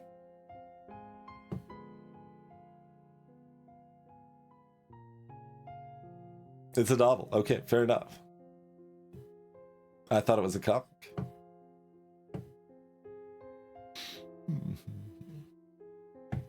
But yeah, to be clear, I don't remember the context of these things being added to the wish list. So like, I don't really remember what most of these are. This is the comic that the animated show is based on, and I like the animated show a lot. This is what I'm currently reading. I'm not sure I'll finish it.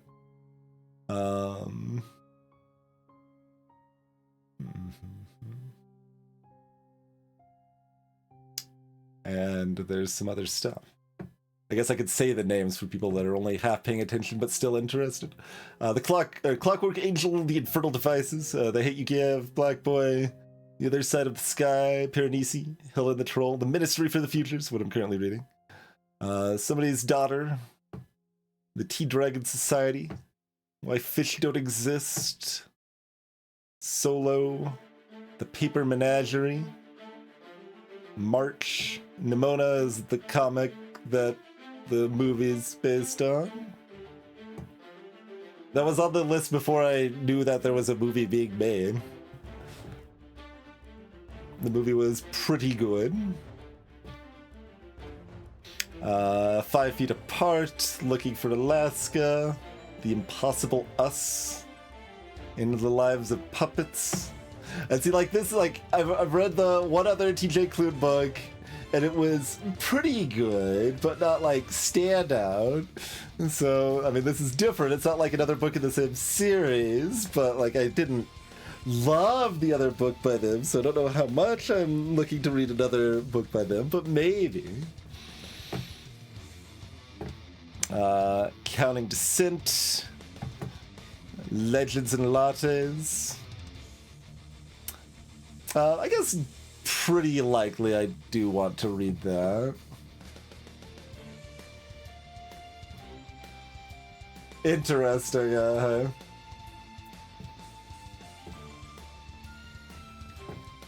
Somewhere I got the idea that it was a comic. I feel like I thought it was a novel when I originally added, but then decided it was a comic based on some new information, which was apparently wrong. I don't know, but... Sea of Tranquility, Six of Crows, The Very Secret Society of Irregular Witches.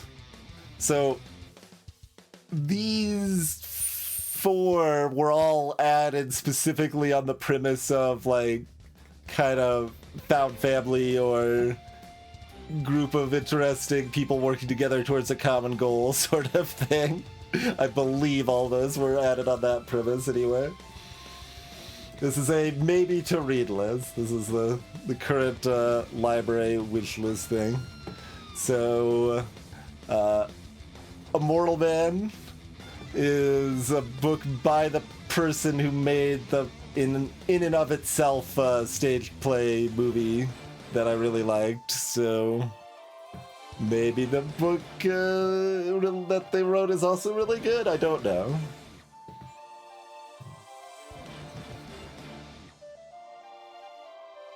Fuels Company. Sci-fi version of Police Academy.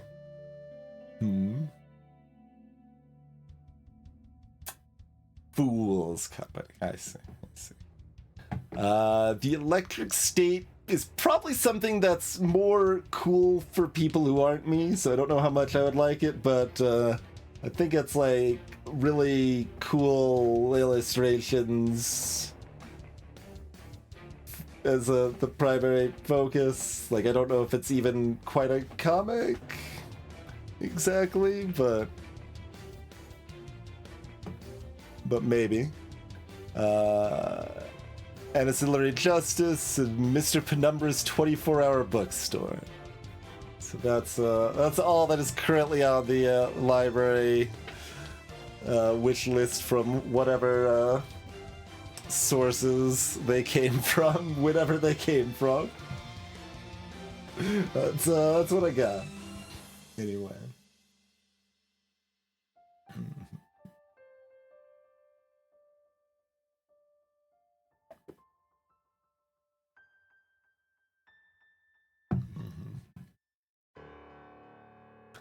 To short story collection by Ted Chiang.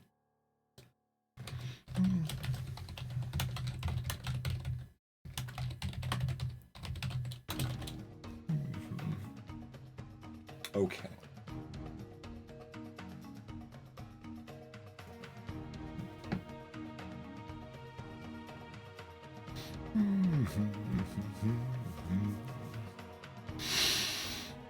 Okay.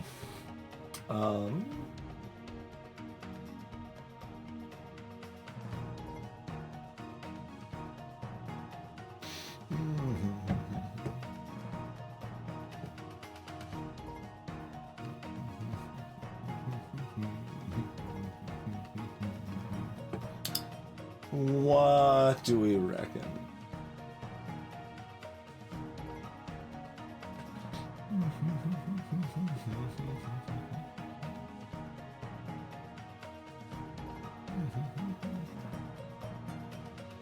Gullstruck Island.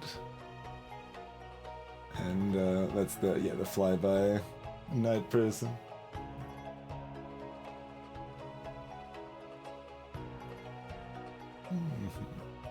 I can at least take a look.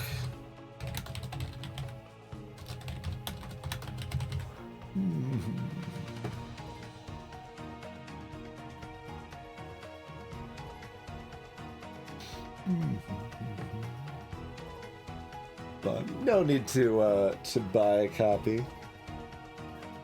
The vast majority of what I might be interested in reading I can get through the library system pretty easily.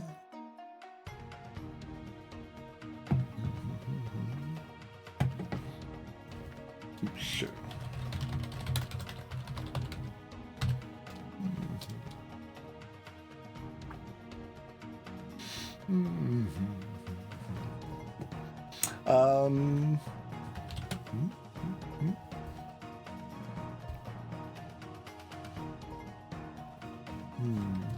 I guess I could mention, for those unaware,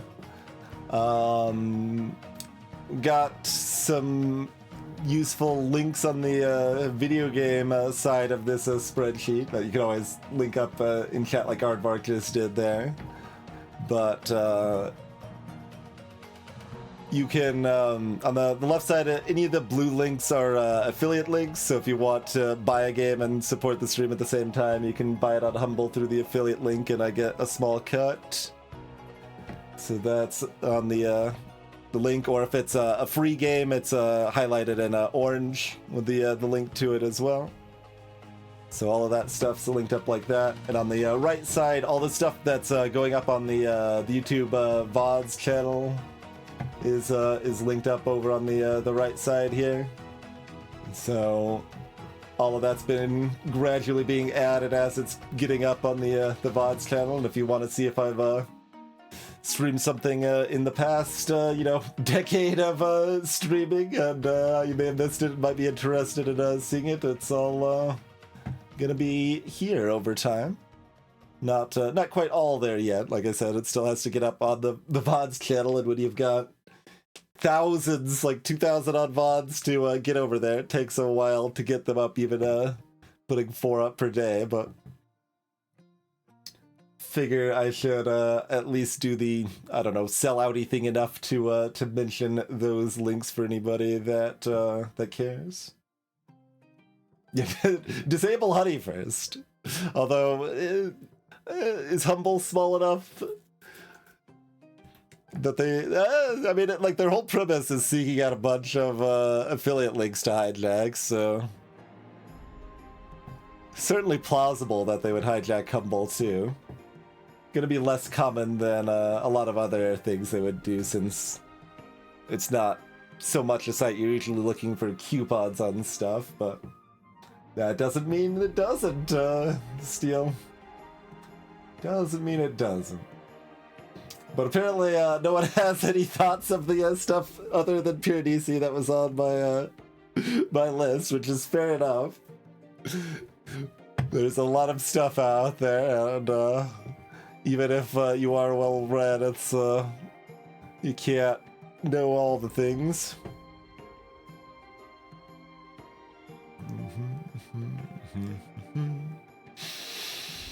But cool. So what? For 2025, I'm due for a 10, right? Like Final Fantasy VI from the mid-90s, then Cave Story from 2005, then Undertale from 2016. So we're about due for another 10. You get one of those every decade. That's how that works.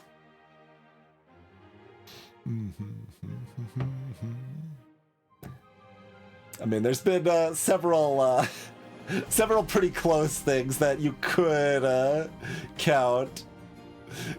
So it's not like they haven't there haven't been great games. To be clear, Brotato was robbed. It's slowly moving up. It's got up to a 9. A 9 is damn high. Like, let's bring up the chart, shall we? 9 is already top 2% of all 1,700 video games that I've played and rated.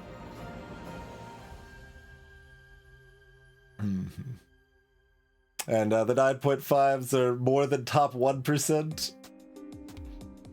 So certainly they are rated very highly. This stuff.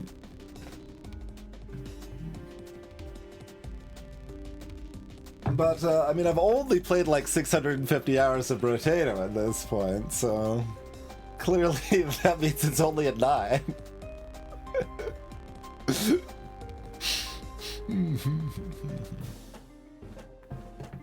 Thanks, TwitchBot.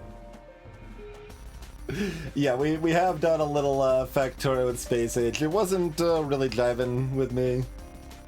Like, I was playing because the DLC came out, not because like I was excited to play Factorio, and I think it was like that was just clearly the case. I wasn't excited to play more at that point, it turns out. So yeah, we did like 4 streams of it or something, but stopped before making it to another planet. We got into space at least, but just wasn't sparking joy right now, unfortunately.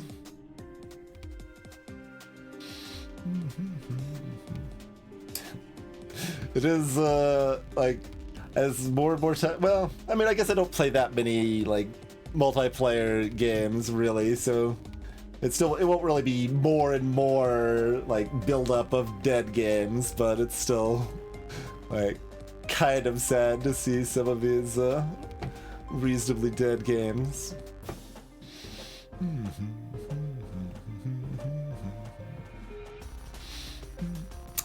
We've got chapter 3 and 4 of Deltarune coming out in 2025. We've got the 1.0 for Orb of Creation coming out in 2025. So those are probably the 2 direct things I'm most looking forward to upcoming. I'm sure there's plenty of new releases that will be interesting, but those are the 2 with known announcement dates that are extremely likely I will enjoy because, you know, I've already played them basically, right? So they're the safe bets. They're the safe ones there.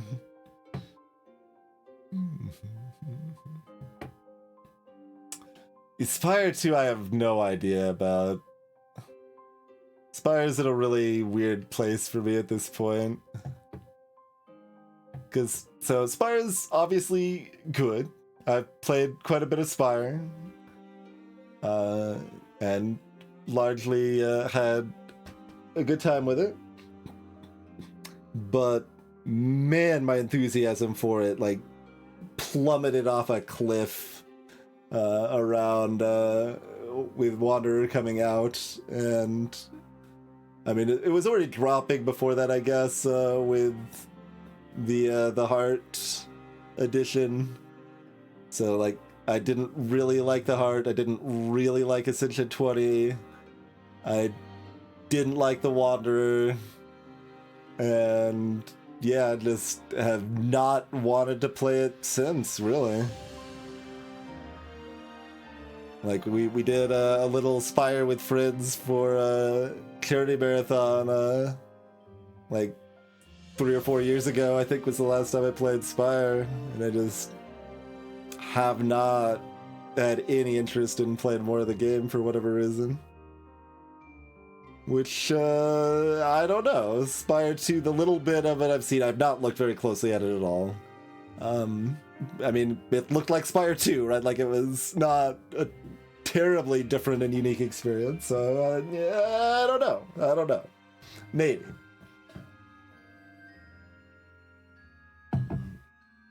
It might be another Spelunky 2 situation.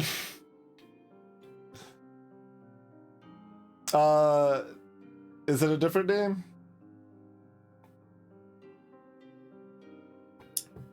The Disciple is Chronos' character, right? What the hell's it called then? The 4th character? Watcher, yes. I have mixed up Wanderer and Watcher, like, every time I've talked about it, I feel like. Yes, the Watcher. So for people that were confused, I was talking about the Watcher. I didn't like the Watcher very much. I might have played the Wanderer and it was okay, at least. I don't remember for sure.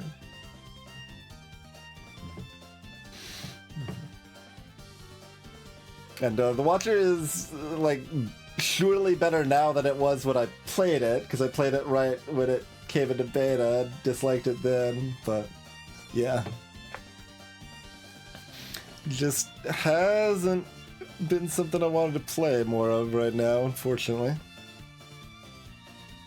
Like I haven't, played much like FTL or anything recently, but there's still like some like piece of me that's like, yeah, I could play some more FTL. FTL's still good, but like I don't feel that with Spire.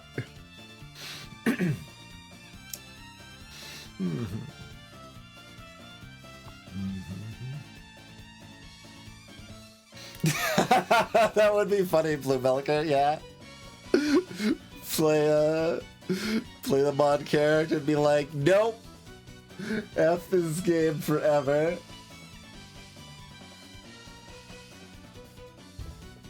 But yeah, like obviously one could play it on Ascension 15, one could play it without playing the Watcher.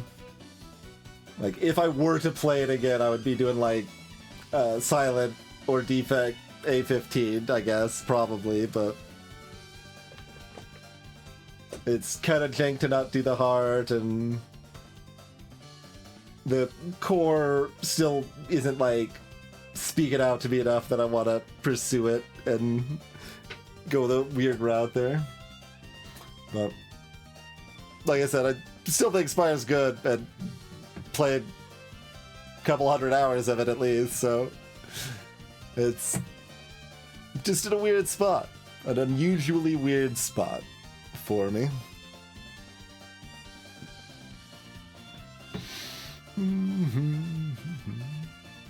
I guess I could have had, I don't know, my Steam wishlist prepared or something for see what I've already tagged as potentially interesting that's upcoming that isn't going to come to mind right away, because there's too many things. But I don't know. We'll see what's cool in 2025 when it comes out, I guess. It's usually my approach, rather than like, I don't usually have like a ton of anticipation of what's to come most of the time. Just kind of tag things that are interesting up front, and then play them and get excited for them when they actually come out, mostly.